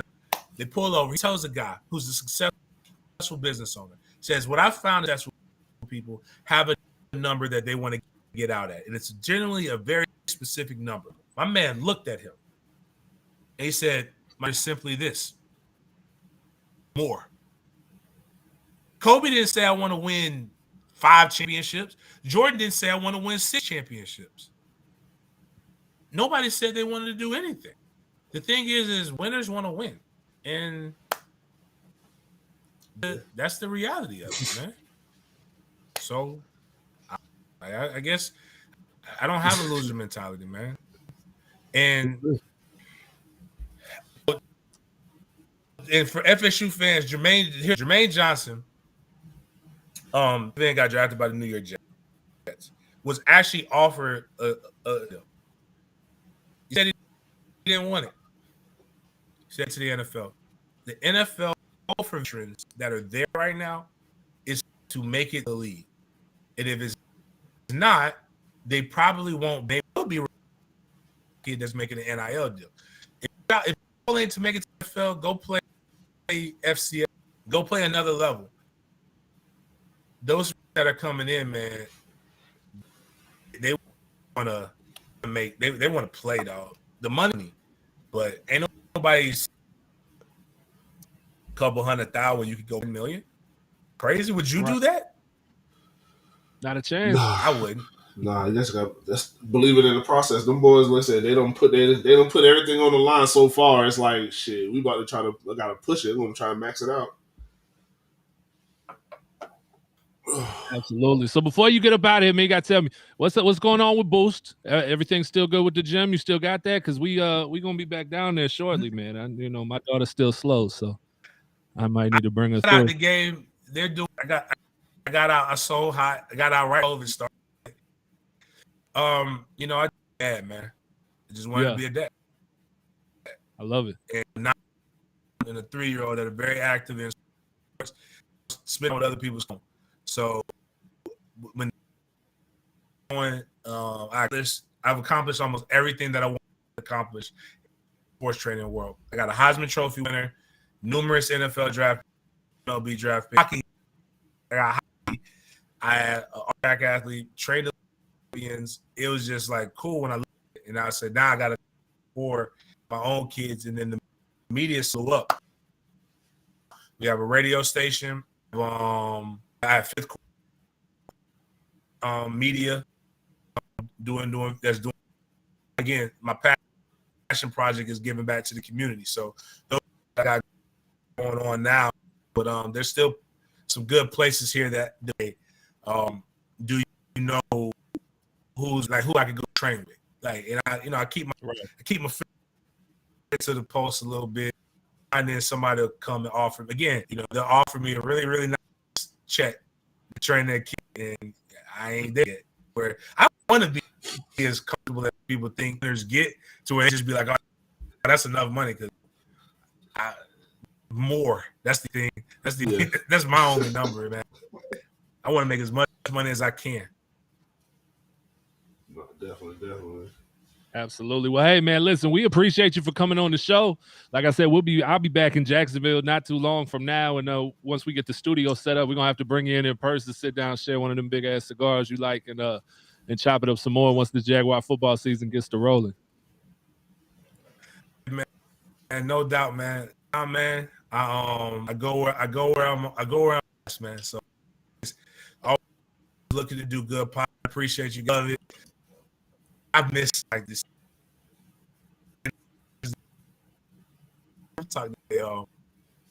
The other and whatnot. So absolutely, man. It looks like James going out there, man. But hey, dude, we got some connection issues going there. But hey, y'all give it up for Big Game James, man. Make sure y'all rock with him. Everything that he has going on. I have the link listed below, man. The mentorship for the Kids Foundation. You can find that at MFTKfoundation.com. The link is in the description to the pod. Make sure you go click on that, see what they have coming up. See how you can help out and be a part of it, man. I don't see how you could listen to everything you just listened to and not want to be a part of this. The James Coleman Community Give Back Weekend going on in Jacksonville and Tallahassee starting Saturday, July 30th. Make sure you stay all involved with what he has. Plus, again, his NIL corporation, the Micanopy. Boy, that's hard to say. When you read it, you're like, nah, that ain't it. Micanopy. 1851.com. Micanopy, that's actually dope. The meaning of the word is a young chief or leader. So it goes back to the Florida State, the Seminole deal. So, man, that was great. Let's get the fellas back in real quick. Let's get the fellas back in. Here they come. Oh, he put the glasses back on. Good for you. Yeah, let's go. He had to make sure they were on for the show. There we go. All right, fellas, welcome back. Big Game James, how about that guy, man? Hell of an interview. Yeah, man. Shout out to James. Yeah, it was good. He was spitting a lot of fire. He's spitting a lot of facts, a lot of fire. A lot of fire. And now, Jimbo, like I said, this is perfect. And the reason why I wanted to let him speak prior to us diving in, because I think we all just learned some shit, involving the NIL situation. Yeah. And so let's dive into NIL a little bit more, and let's talk about, I'm sure, again, as he said, everybody has opinions about it. And what it means to college football as a whole. I will say this, after everything that we've gone through, discussed, and read this week leading up to the show, I wasn't aware that there were rules already in place. I was under the impression it was a lawless system at this point that was allowing organizations to run wild and offer money to these kids. I didn't know the schools weren't allowed to present offers by themselves. I didn't know that the companies that were involved with it were not allowed to be boosters. I think all of those things are definitely going to what we talked about off air in the right direction for the rules that need to be in place for the NIL to be successful and not damage the game long term, as Robert mentioned, which was, like I said, was a concern I was worried about as well. If it is a lawless situation and schools are able to go out here and throw millions of dollars per kid, and these kids are able to make $10-15 million in 4 years at a college, then maybe they don't have to go play football. Maybe they can take that money, invest, and take that same shark mentality James mentioned and take it elsewhere and invest it in a different avenue and go to work in business and whatnot. I mean, because you got to think, back in our day coming up when we were aspiring to make it to the league, we never thought of getting out of the game early because we were concerned of concussions. You got linebackers leaving 3 years, 4 years, retiring early. Guys getting out of the league a whole lot younger than ever before because they're concerned with health and they've made enough money now. Yep. And so, look, they've been thinking that shit too. A lot of them, like, you don't think Luke Kuechly probably knew. Look, his parents probably told him, like, hey, you can't take too many more. Like, the doctor probably told him to. He listened to the doctor too, and you're like, shit, I done signed a $80 million contract. I mean, shit, I done got most of that bitch already. I can. I'm straight. You know what I'm saying? I'm straight. Like, I don't never. Money Mike should buy Jimbo shirts.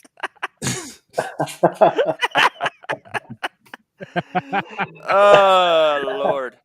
Hey, we'll go shopping, man. Let's go shopping. For sure, man. I'll take you to my favorite spot. You might find out a whole new side of Jimbo. You take him out shopping. Oh my God. I love That's it. good. That was good, Stewie. But I mean, what you said, Kay, is right. If they didn't have any laws or any things about this, let's face it, the state of Texas would outbuy everybody. Because half the boosters are oil owners and shit like that. They have limitless amounts of money. I mean, yeah, Oklahoma. I mean, all these schools have a lot of things. I mean, Florida, for all these, they have plenty of bread. They can spend. And I know. I'm just saying, Texas with the oil and all that, they have a shit ton. So if we look actually here, and I believe this article is from Trevor Lawrence, the year that they did not win the Natty. And it is the top 20 most profitable college football programs. And when you look at this list, first thing I want to say is this is after expenses. Okay. This is the money they make after paying staff, after paying scholarships, after travel, all of the above. Texas is number one on that list, $92 million in the black every year. Tennessee, $70 million, LSU, $58 million, Michigan, Notre Dame, Georgia, Ohio State, Oklahoma, the teams you would expect to hear, Auburn, Alabama, Oregon, Florida State, Arkansas, Washington, Florida, Texas A&M, Penn State, Michigan State, USC, South Carolina. I mean, those are your top 20 as far as income goes, and it ranges from $92 million at Texas. I mean, look at that jump from 1 to 2. Tennessee, $70 million. Oh yeah, that's the TV deal. That's the TV deal because the Texas network, the Longhorn network, came out after the SEC got their deal. Yeah, no, I mean it's everything is that. I mean, it's just merch. I mean, you know what I'm saying? And we were talking about it off the air, me and Kay.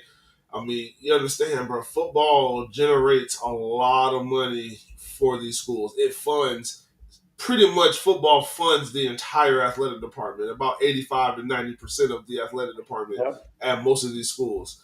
So it's like it's big money, and when you're talking about when you know that kind of number, it's like everybody at the school playing should be able to benefit from, like I said, being at this particular school, and like I said, get your image and likeness off. Because I mean, I'm not saying that a volleyball player should essentially that's a good thing is that they're not paying them directly, because you'll never be able to even out or really differentiate who or what student athlete could actually make more than another, even though the football program brings in so much. So you're gonna have football players making $300,000 a year, but then a volleyball player makes $12,000 a year. Title IX is not going to have that. Like, there's going to be this is the best it's just the best of both for everybody. Everybody should be able to win in this situation. The school should be able to win because now they don't have to worry about delegating money to paying players. Hey, you have your name, image, and likeness. You can go out there and get whatever you want. Right now, you can focus on being an Alabama football player and get the perks that come along with that, and then we don't have to do nothing else for you. It's, you know what I'm saying? This shit sell itself. Now, Money Mike, do you think some of these people giving these NIL deals are smart enough to put somewhere in a contract? The only way you earn this money is you stay with the school, not play 2 years and go in this transfer portal and think you keep your money. I'm pretty sure that would be against it. I'm just saying. Yeah, I mean, they may present it that way, but if I'm Bryce Young and you own Stone Cold's Chevy dealership and you present that to me, I'm gonna say, cool story, bro. But Agent K's Toyota dealership just made me the same deal with no stipulations. You know, it's who's got the power in the negotiations. And really, the way I see it in most of these situations, the star athletes are going to have the power. Now, if you're talking about, you know, the starting center, okay, maybe he might be more willing to accept some of that. But again, it's contracts is contracts, negotiations is negotiation. Don't matter if it's pro athletes, college athletes, movie stars, musicians.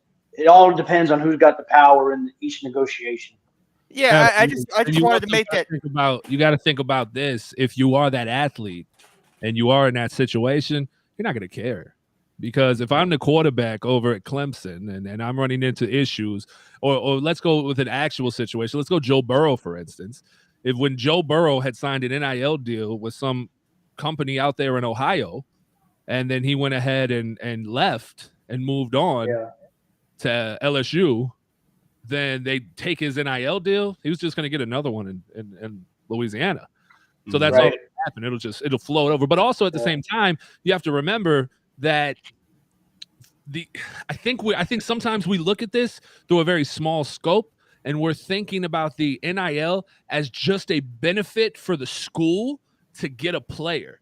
I think what we have to realize is what's happening is basically said player has an attorney or an agent, whatever you want to call it, and they're just out seeking for they're seeking deals for said player. They might not have anything to do with the school at all.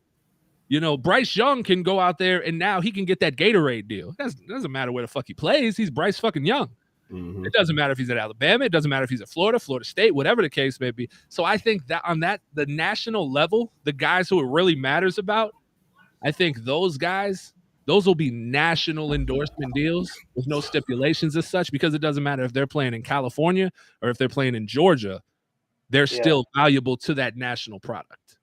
But it's true, 100% with you. But it's important to note that really is only going to pertain to like the top, you know, your Arch Mannings, your Tim Tebow's, because this does affect, obviously the transfer portal. But to me, I'm thinking kids coming into college, coming out of high school. You know what I'm saying? There's only a handful of them that got that power coming into it. Now, like you said, if you're a Bryce Young, you coming into it, now you're a star. Yeah, I mean, you go wherever you want. Right. Yeah, because like Coleman, he's from FSU. Like the big story last year was how Deion was able to flip Travis Hunter, the #1 recruit cornerback, and everybody's like, "Oh, he gave him $1 million." Like, do you not know who this kid's coach is now? He is a corner. Don't you want to get coached by one of the greatest corners that played in the NFL? Right. And I like what James That's a business decision. I like what James said earlier when the comment was presented. I got to scroll up because I want to make sure I say the guy's name right. What was the comment that was mentioned earlier about the player? Deshard. Yeah. So so for instance, and he said, well, clearly he didn't read the article, and he said, you know, sources said this was worth this, right? 9.5, I believe, was what he quoted. So we know firsthand as Jaguar fans what it's like for total sum to come out when contract negotiations are talking. I mean, to this day, I still see the memes and the post involving Christian Kirk's contract. We all know it's not an $84 million contract. Anybody who's looked at the contract knows Christian Kirk is not going to touch $84 million. But you're going to spit out the face value of the contract, even though he's not going to really earn that. And now he said this has to be a clear, this is for this situation from both collectives. And so in that sense, I'm sure that there are some. Now he said it can't be touchdown based or yards based. It can't be like that. Right. Like incentives. Right. Like incentives in an NFL contract. Yeah. I'm sure that's the only way Christian Kirk could get 84. He's got to meet all those incentives. Well, I'm sure there will be some sort of incentives.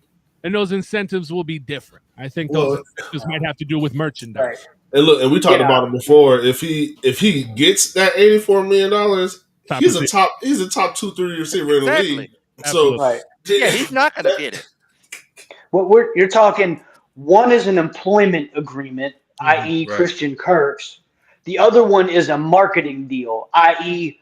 let me put you in Dick's Sporting Goods with my apparel on. Two different things. Right. So the kid from Clemson was in the Dr. Pepper commercial. Like, you know what I'm saying? Like, and now if Dr. Pepper sales shoot up, maybe he doesn't make this much. He now makes this much. And that's what I mean. Right. I'm sure there will be incentives in line that will have more to do with the that kid with Dr. Pepper makes a good amount of money off me. You're drinking it right now. So that's all I drink soda-wise is Dr. Pepper. So trust me, a good amount of that money's coming from me. You had to ask me, Stone, if someone ever had to ask me what sodas you drink, it was either going to be Dr. Pepper or Mountain Dew. So I mean, bro, have you had the one with the Dr. Pepper and the the vanilla cream, the new one? Oh, the cream soda. Special edition.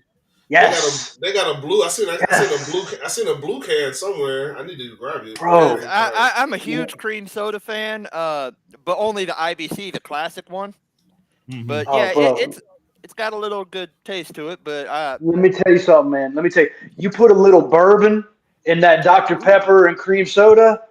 Ooh, that's a drink right there. I'm just saying. You got it, Money Mike. You got to get your hands on one of these, man. You got one of these already?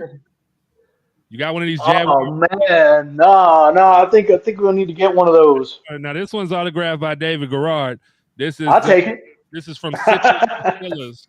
This is from Citrus Distillers out of Jacksonville. They made these and released them over last season at some point. We're gonna pop this open when we win the Super Bowl. Okay, so everybody needs to go ahead and get their hands on these because I'm gonna drink this whole thing that night. And I don't drink, so it's gonna be an interesting night. That's gonna be baby number 13, boy. AK. Yes, sir. So like, you know, obviously we talked about this a lot off air, the NIL stuff. After listening to James, I became even more informed, right? Because we did do a lot of research on the subject. Round of applause for Jimbo's research this week. I have every link you sent open at this exact moment, and it is about seven different websites. So shout out to you. And but I actually found some other stuff too that I actually didn't send you guys. Just, you know, on my phone today and just trying to be more and more prepared. And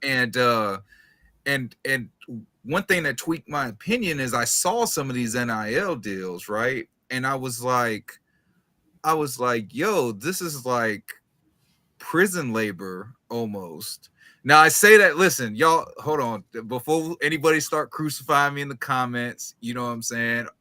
They getting paid or whatever. Bro, if you look at some of the stipulations that come behind some of these NIL deals, bro, and these guys are making like James said, you know, I would have made $500 doing this. I would have made $500 doing that. I would have, you know, you actually got guys that are getting just $500, but they have to make appearances here. They have to work.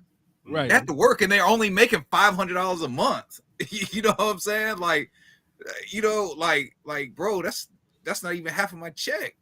Right. You feel what I'm saying? And I do that in a week. Well, so like Big Sur said back in the day, like after almost every game he played good in, they gave him like $300. Right. Yeah, but I mean, those are back in the day. But I'm saying using like people. Yeah, it was. If that was the illegal way. That was the illegal way, yeah, right? Right. Hey, under the table. But if you read, what's up? No, go ahead, Jimbo. My bad. But if you read the article, I mean, I want you to think about this though, right? So you're an athlete, right? You're a student athlete. So you have to maintain your grades, right? You have to maintain your grades. And if you want to keep seeing the field, you gotta keep your game up, right? But outside of that, now they are obligating you in order to get this because they're saying, listen, we're gonna give you this for this, right? And now they're actually making these players obligated like a job to, oh, hey, check this out, we have this charity event, I need you to come out here and you're gonna be out here for 4 hours shaking hands, talking to people and stuff like that. And it was just it kind of took me back a little bit. Yeah, it was like, never, like, just they had to meet the contract deal. well, It was always a give and take. There was no, that's not what I'm saying. But that's not what I'm saying. It's like you're missing the point of what I'm saying. Playing also, Stone Cold. You were talking about just playing. They had to play good back then. Right. This is a whole nother ball game. Not only you got to perform, because if you don't perform, guess what? Nobody gives a fuck if you're making an appearance or not. If you suck, nobody's coming to that club to see you. Nobody cares if you had that charity. Right. So now you have to perform well in the classroom. You have to perform well on the field, and for this minimalist check. And this is coming from a working man. That's all I'm saying. Like, I'm glad that the kids listen. I love the NIL deal. I'm glad that these kids can finally make some money, just for being them. Right. You got one kid, man, he uses NIL to open up a GoFundMe. Players couldn't do no shit like that before. Players couldn't even work a regular job. And what's he using GoFundMe for? He was using I don't know what the kid's name is. That don't say the player's just making a GoFundMe. What's he using GoFundMe for? Tell him that. He's using it for a special needs kid. Right. It may be for a whole special needs program. Right. Like I don't remember the article verbatim off the top of my head. Benefit the disabled. Right. Yeah. You know what I'm saying? And like at the time he raised like $30,000 or something like that. But the fact is that back in the day, you couldn't do nothing like that. And that has nothing to do with the school. That has nothing to do with money in his pocket. You know what I'm saying? He used his name, image, likeness to do for others. And we go back to think back to Destroying, right? The kicker from UCF. The kicker, Destroying, has phenomenal leg. But because he was YouTubing through high school and had built such a following up, it was profiting off of YouTube. He was told he can either choose his scholarship in college football, or choose his YouTube channel. And he was forced to make that decision. Which is kind of crazy because but honestly, if he wasn't doing football things on YouTube, he probably would have been fine with making money. So they tried to liken it to it's just I don't think he's fine. Like James was saying, you can't have a job. You're not allowed to make that much money. There's a this wouldn't be a job, and you're not using any of the college. Like I said, if it wasn't essentially, like I said, if he wasn't wearing no UCF stuff, that doesn't matter, Jay. Yeah, no. You're not allowed to be employed in any way to perform. You gotta look at the NCAA rules. Well, that's what I'm saying. I wouldn't be an employee. I wouldn't be an employee anywhere. I would be. You have your own business. A content. You're allowed to own your own business. Not in college. You're not allowed. Not where you're playing. Not where you're playing the sports. It's in the rules. Not there. It was in the rules. Like you couldn't do it.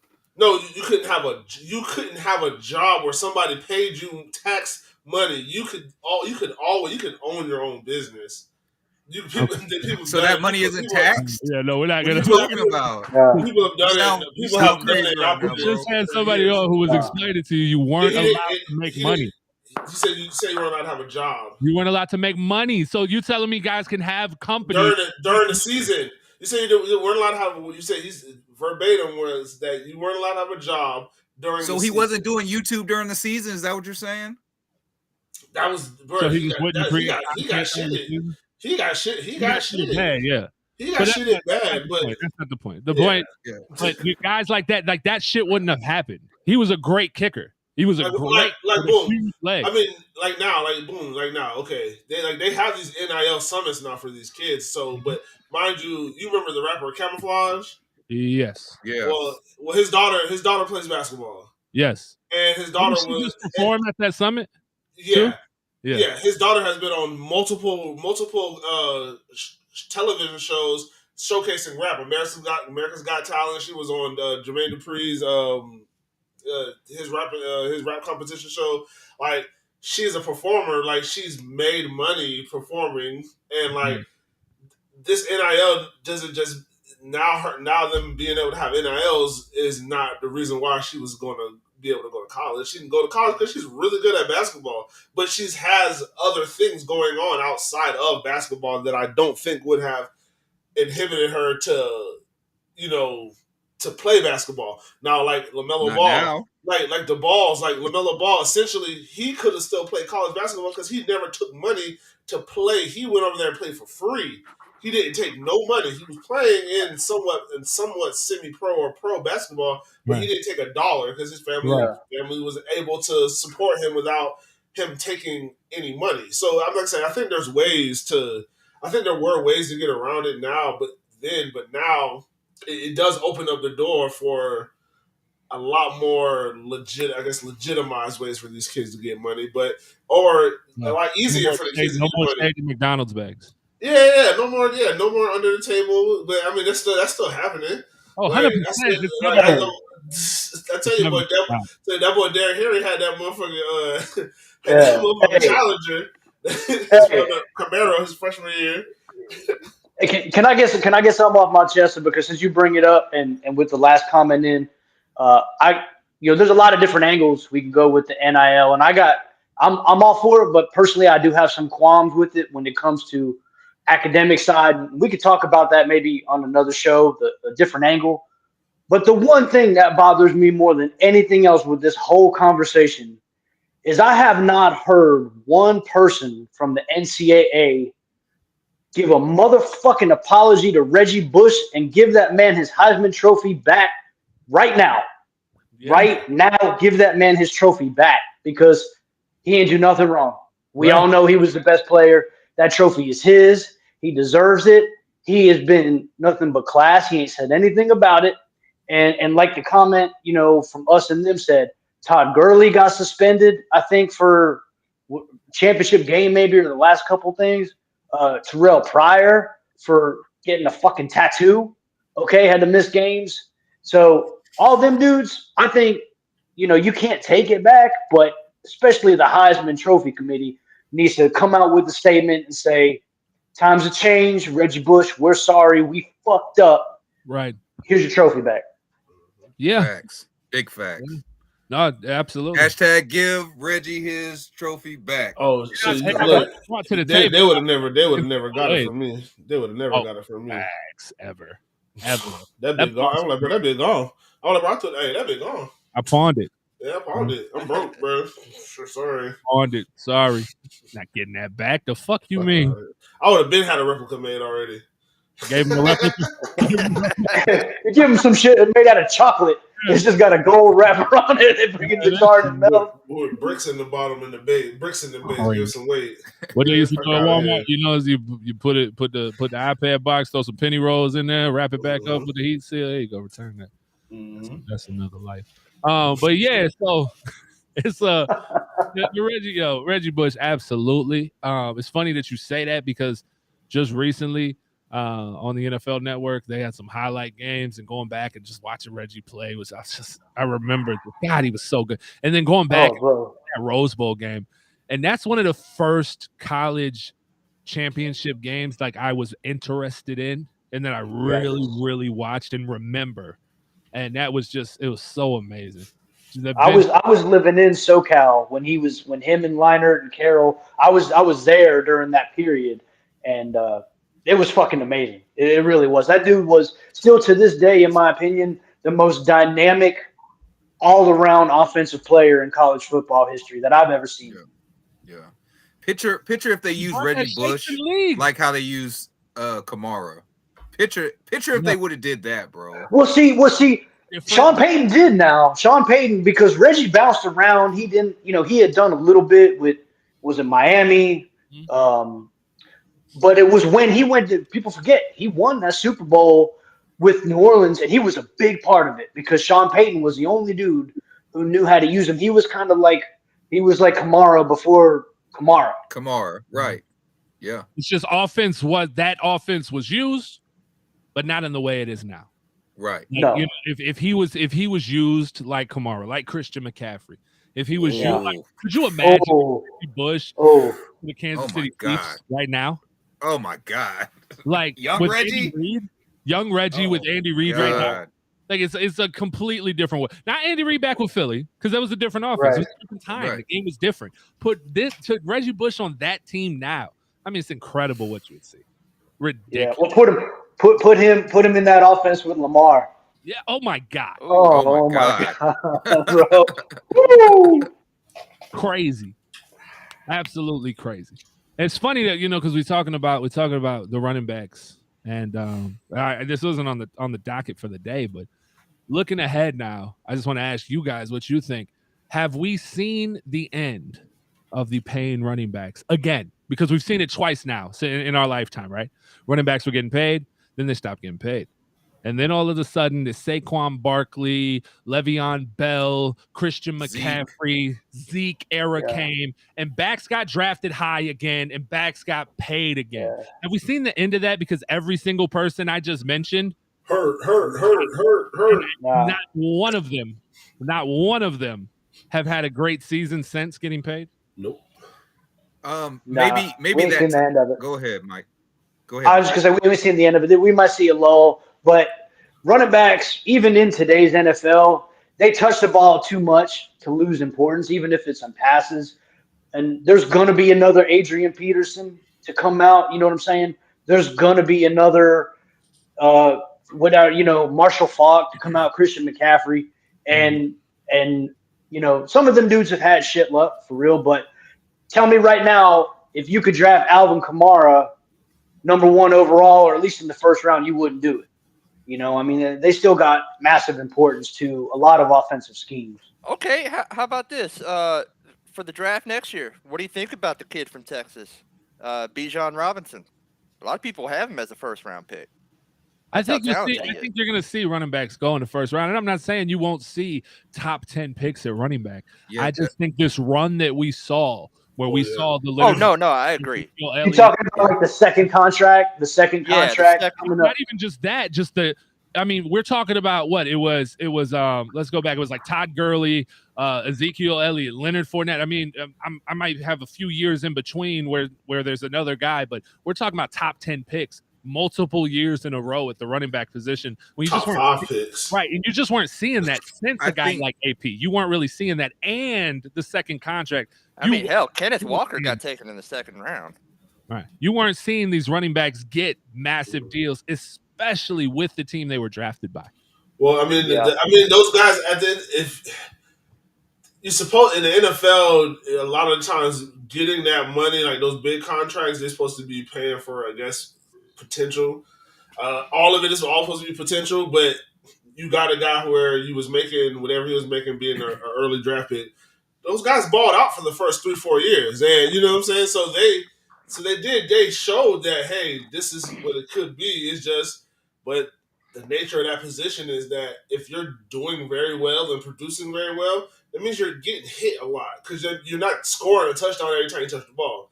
So somebody's tackling you to the ground.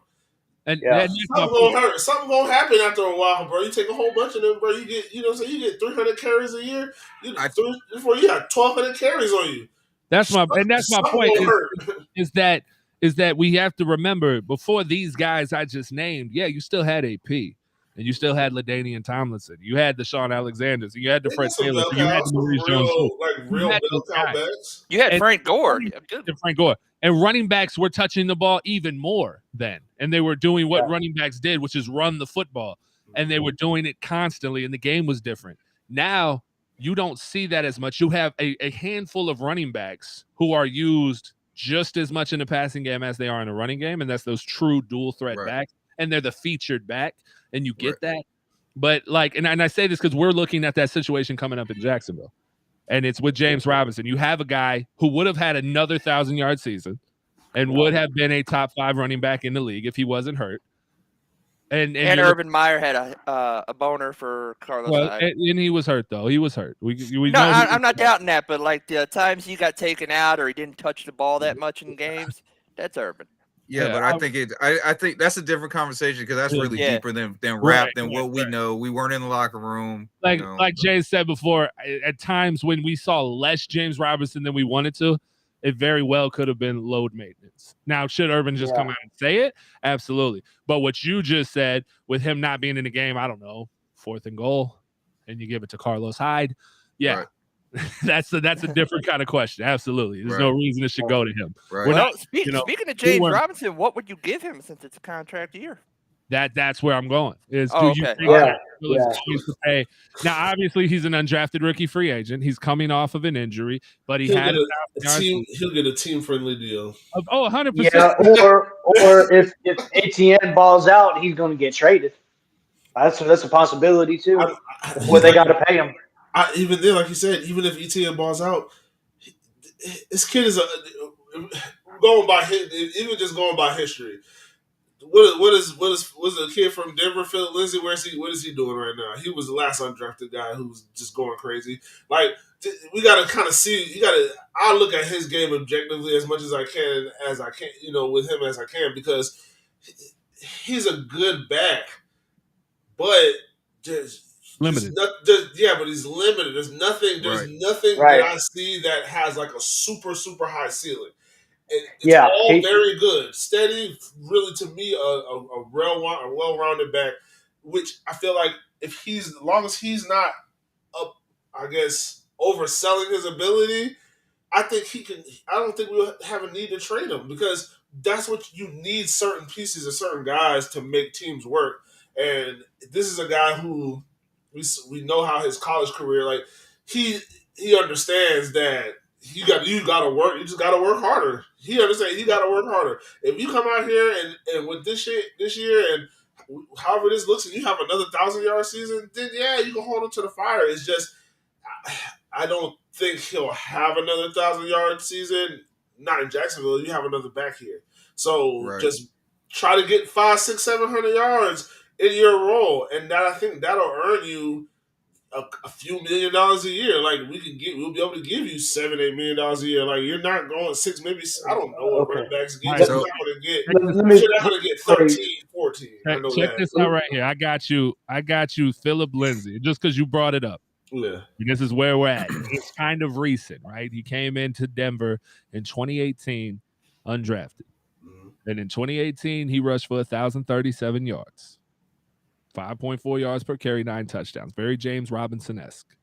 If we go back to his first year, he produced another 1,000-yard season the following year. And then I'm assuming he got hurt. Well, he must have done something in 2020 where he missed a few games and then got hurt and didn't play much with the Dolphins, because he only had 38 attempts, 50 attempts with the Texans. So 2021 wasn't a good year for him. If you go back and you look, though, what Philip Lindsay did with the Broncos in his 3 years with the Broncos, I mean, pay-wise, we're talking a total of $1.7 million made in those 3 years. Yeah. Total. Yeah. And you know what, Jay? I think Jay's right. You know, I can see that scenario coming up, but the way I look at it, like, let's say he is that back and he settles into 500-600 yards, right? And the Jags are paying him, I don't know, $1.5 million, right? I'm a GM. I'm coming into next year's draft. I'm saying 500 to 600 yards. I can take a guy in the 4th round who can get us that, and I can pay him rookie minimum. You know, it's a tough business, man. You know, it really is, and I know everybody loves him. I'm just saying, you know, running backs are so devalued right now that unless you're that top echelon guy, and assuming Etienne takes over, right? You know, right, and like us and them. That's what I think.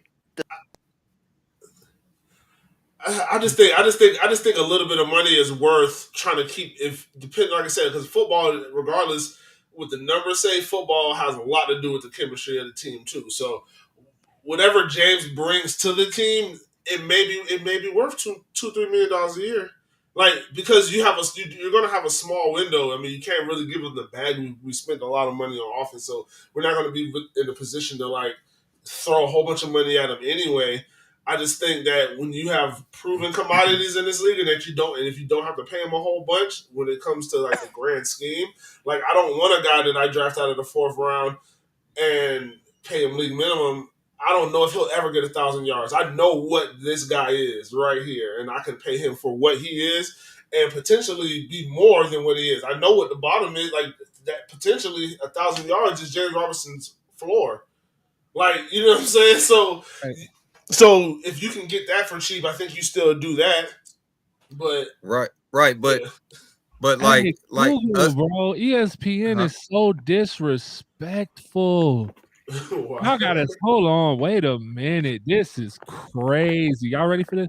This Yeah. is crazy. Look at this shit, y'all. Do you see what I see? Can y'all see that? Yeah, that's Travis Etienne. ETN's picture, bro.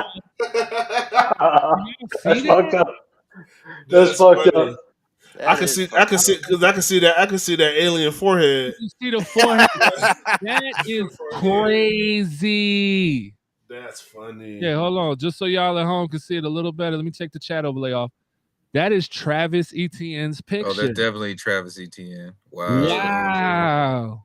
That's crazy. I'm sorry. Go ahead, Jimbo. I know you had something. That was mind blowing. I really wanted to see, because I found it super interesting as I was looking at Philip Lindsay's stats, that in the 2018 season when he rushed for 1037 and 9 tutties, he only started 8 games. Yeah. That's crazy. He played 44.7% of the snaps, and he was able to be 1,000-yard rusher and rush 5.4 yards a carry. That's an incredible year for him. Yeah. Incredible. Yeah. All I was gonna say is that us and them has a comment up there, and that's basically my thought process on it. Is basically what he said, is that the game is changing, and your value in running back is gonna be the hybrid styles. Like you're seeing it with the Cordell Pattersons. You know what I'm saying? You're seeing it with your boy from the 49ers. Damn. Debo? Yeah, Debo Samuels. Thank you. So Debo Samuels, you know, hopefully what we go see with Travis Etienne, what you've been seeing with Kamara, you know, these running backs that can be versatile, that really what we would hope for Laviska Shenault on our team, right? Just versatile, big body, can be physical, can catch the ball, and already have that head start, you know what I'm saying, which is going to make them even harder to bring down, you know, and I think that type of, because in the grand scheme of things, that's going to be less wear and tear on the body, because like Jay said earlier, you know, if you're running back in the backfield, bro, you getting the ball and you get hit. You get hit every single time, like you're not scoring every single time, bro. You know, Sometimes you get 1 yard, sometimes you get to the line of scrimmage, sometimes you get caught 5 yards in the backfield. You know what I'm saying? But you're constantly making contact, and that's the problem with the running backs that you named earlier, is that the contact finally caught up to them, and now they're injury prone. Now they're not, and look, now we're seeing it on Derrick Henry. Arguably one of the best backs in the league, the best back in the league, arguably the best back in the league. And the wear and tear is starting to get.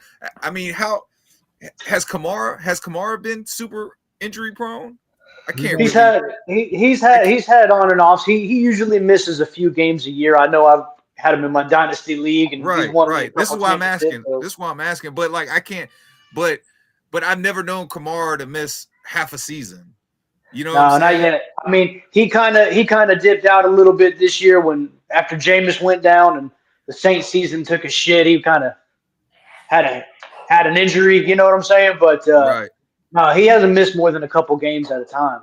He's missed. He started 3 games in 2017, and that was his Pro Bowl year.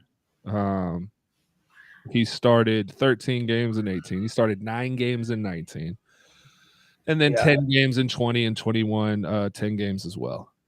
So, but he was with Mark, just means that he was the they had Mark Ingram. That was when they had Mark Ingram, and Mark Ingram was lining up, you know, first and 10. Yeah, you've only seen him. He's played in a minimum of 13 games every year. Yeah, right. Minimum 13 games every year he's played in. Right.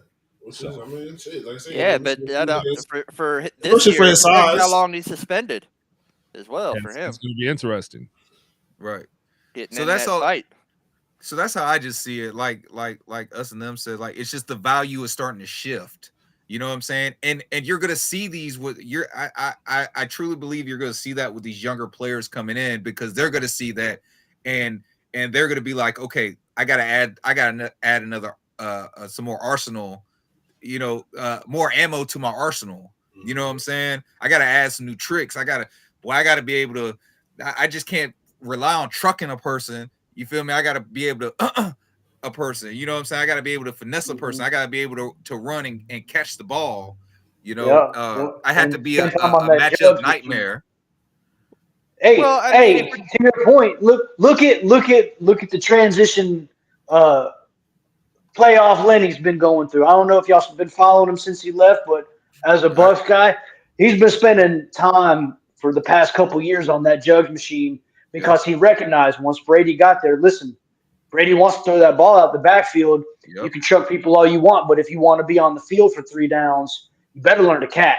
And he has. He sure as hell has. Yeah, Sony Michel. And pass protect. And pass protect. And pass pro. One of the most important parts of being a third down back. Yes. Well, that's what people are making comparisons with ETN. Everybody's wondering, can he pass protect? James was elite at that. He is. James. Now, I mean, doing comparisons with ETN, one of the main things, you know, honestly, that ETN has over James is just the speed. Because James can catch a ball. Oh, absolutely. He's shown it. He just doesn't have the elite speed. But y'all are right. If he and this is for any young back coming into the league, you can run a 4 flat 40. If you can't pass protect, you're not going to see the field unless it's on obvious, you know, passing downs and they're barely going to swing you out. Right. You're going to be limited. Very much so. Right. Yeah, because they had the videotape that they're doing with Snoop Connor, and that's pass protecting. Yeah. And that was my concern with them drafting Connor is he has a similar play style to James Robinson, but James has, in my opinion, the better vision and patience. But they do have a similar play style of how they want to run the ball. I think Snoop has better center of gravity. Snoop has a little more of a second gear than James Robinson. That too. Yeah. He actually has a second gear. Yeah, right. But his center of gravity too, bro. If you watch, I just don't mean highlights. I mean, you saying he got a fat ass? That's what you're trying to say, Jimbo? Boy, got a fat ass. I think your ass is lower than the center, but you know what I'm saying. Your ass is sitting on the center, bro. That's just on your back. Reaching for his wallet like this. Yeah, you back here like this. Here, let me grab my wallet. That boy got that yams. Hold on, let me get my card out. But no, man, like just his you know, the shit that he can do, like with his torso, bro, like going down to the ground and the bend that he got, bro. Like, go watch some of it. No, don't just watch the highlights, bro. Go if y'all ever get a chance, go watch some of his games, like the actual games that he's in, bro. And sometimes it's only a 2-yard run, but what he had to do to get there, the twisting and the and going down, but catching himself on the ground and steady moving, turning them legs, bro. That's just pretty impressive. Yeah. Yeah, it's gonna be real interesting, man. You know, it's crazy is that talking to our favorite Uber driver, he picked up James Robinson a few nights ago, and had a very late night out with the missus, and James Robinson had some truth serum in him, and after said Uber driver informed him that he knew who he was. You know, he proceeded to say, y'all hated me when I first got here. And it's interesting to think that that's how James feels. Yeah. Like, he feels like we didn't want him. Like, we didn't like him. Like, the fan base didn't like him because of that vocal minority who was so, and maybe shouldn't say minority. I think for the most part, the entire fan base was pretty upset at the release of Leonard Fournette. Well, we didn't know why. Right. But it had nothing to do with James Robinson. It had everything to do with Leonard Fournette. Right. And the coaching staff. Like, why would you do that? Why would you release Leonard Fournette? Like for what he's done with us. That goes to the thought of These guys see this shit, bro. Mhm. Yeah. Like Oh, yeah. these players, they see it, they read it, they hear it. So for those of you who just talk constant negativity, constantly spewing hatred on social media about these guys, constant negativity you post on Twitter and Facebook and Instagram, and some of them will tag them and all of the above. Like, just know they see it. Yeah, and see, and that's what I was trying to say earlier. Like that decision, you kind of make that decision because Leonard Fournette is not going to be. It's not going to. You're not going to can't give Leonard Fournette a $1 or $2 million deal. He's a first round draft pick. That guy wants the bag. Yeah. So it's like, I'm not going to give you the bag. We'll go give this money. We'll get this money to this undrafted kid. We'll do that. And like I said, that's going to be an easy choice because it's like, we can't give you $20-something million, bro. But that goes back to what Mike just said. Mike just said the same thing. Well, no, we were talking about James Robinson and the fact that James Robinson, who's not going to be getting a $20 million contract for he's gonna nothing. get a minimal bag. Yeah, he'll be getting a minimal bag. He's not going to be ever seeking what Leonard Fournette was going to be seeking. Leonard Fournette was a number 4 number overall pick, number 5, 7, whatever we had him. Oh no, he was 4th. He was 4th. Yeah. 4th. Yeah, he was 4. He was number 4 overall pick. That's a already coming in. He was making $6, $7, $8 million a year just coming in the league. So his next contract, he wasn't. I'm not looking for that. I'm looking for $16 to $24 million.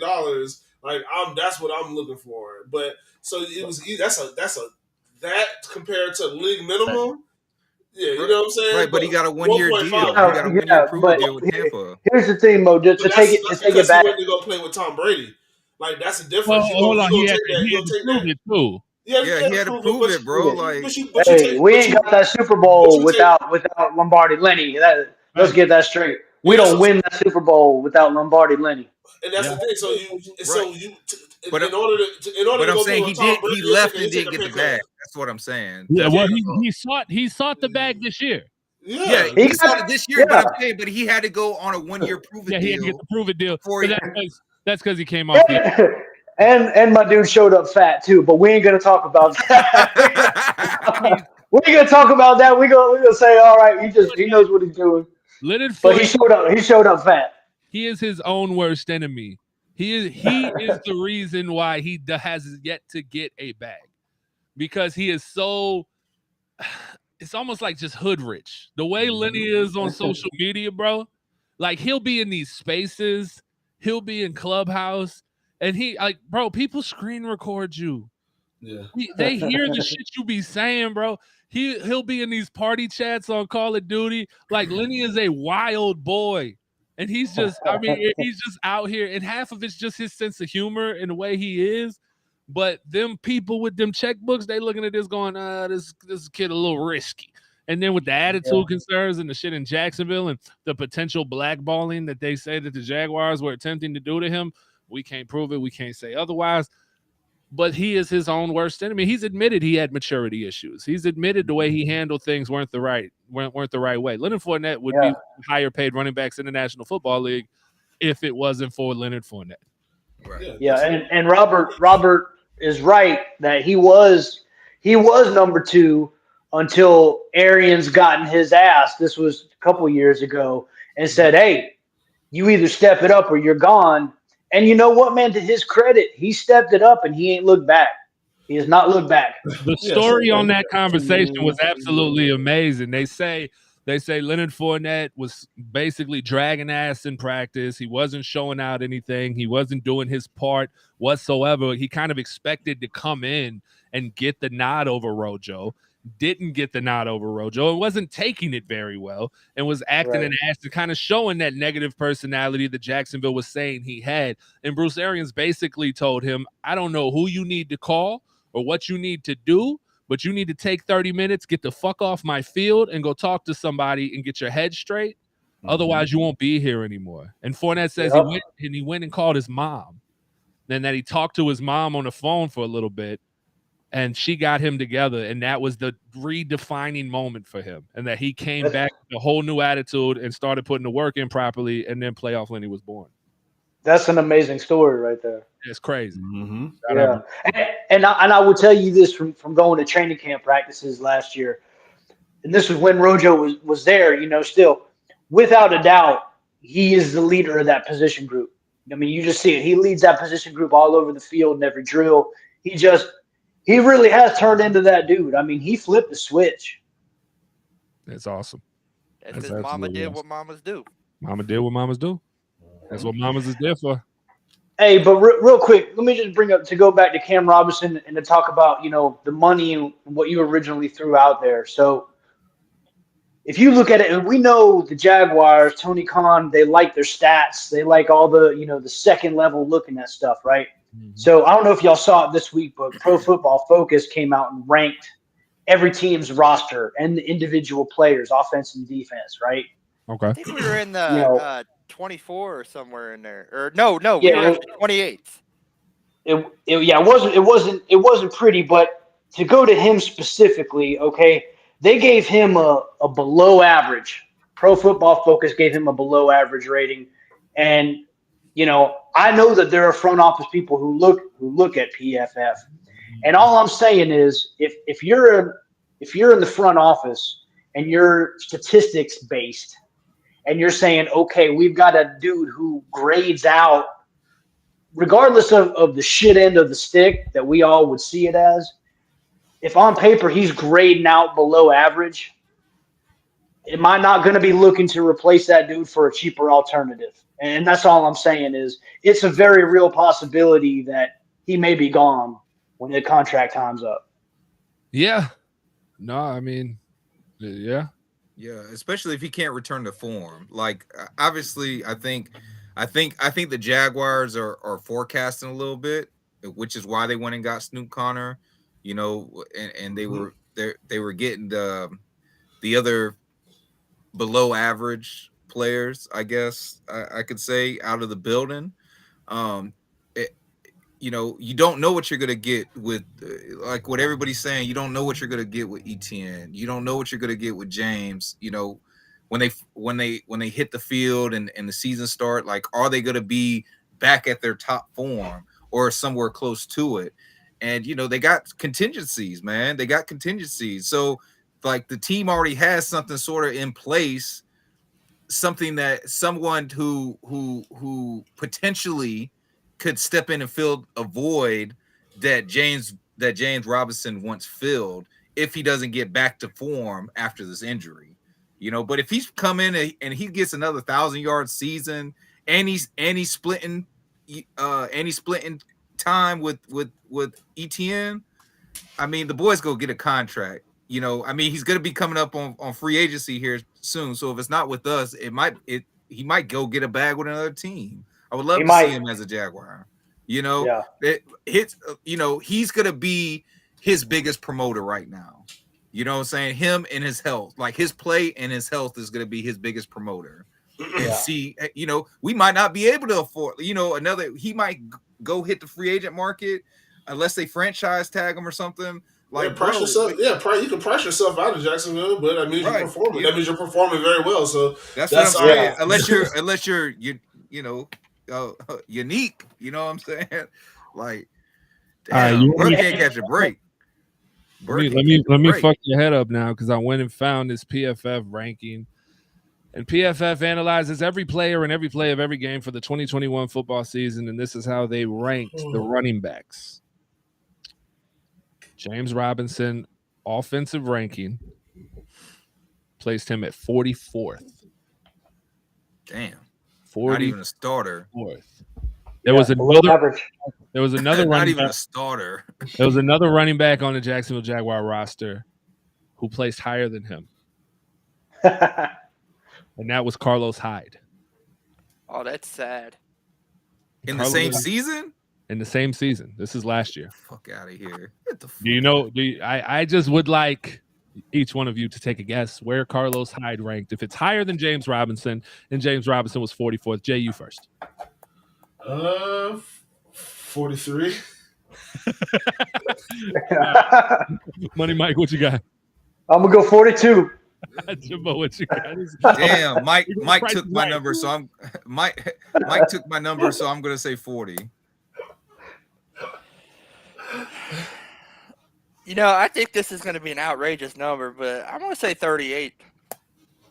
You are off by almost 30. It's 11. What? 11.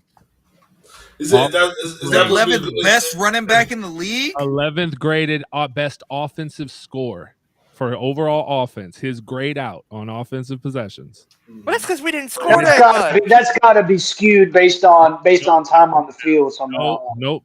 The minimum snap in effect. We're not ignoring minimum snap grade. He meets the requirements for minimum snap count.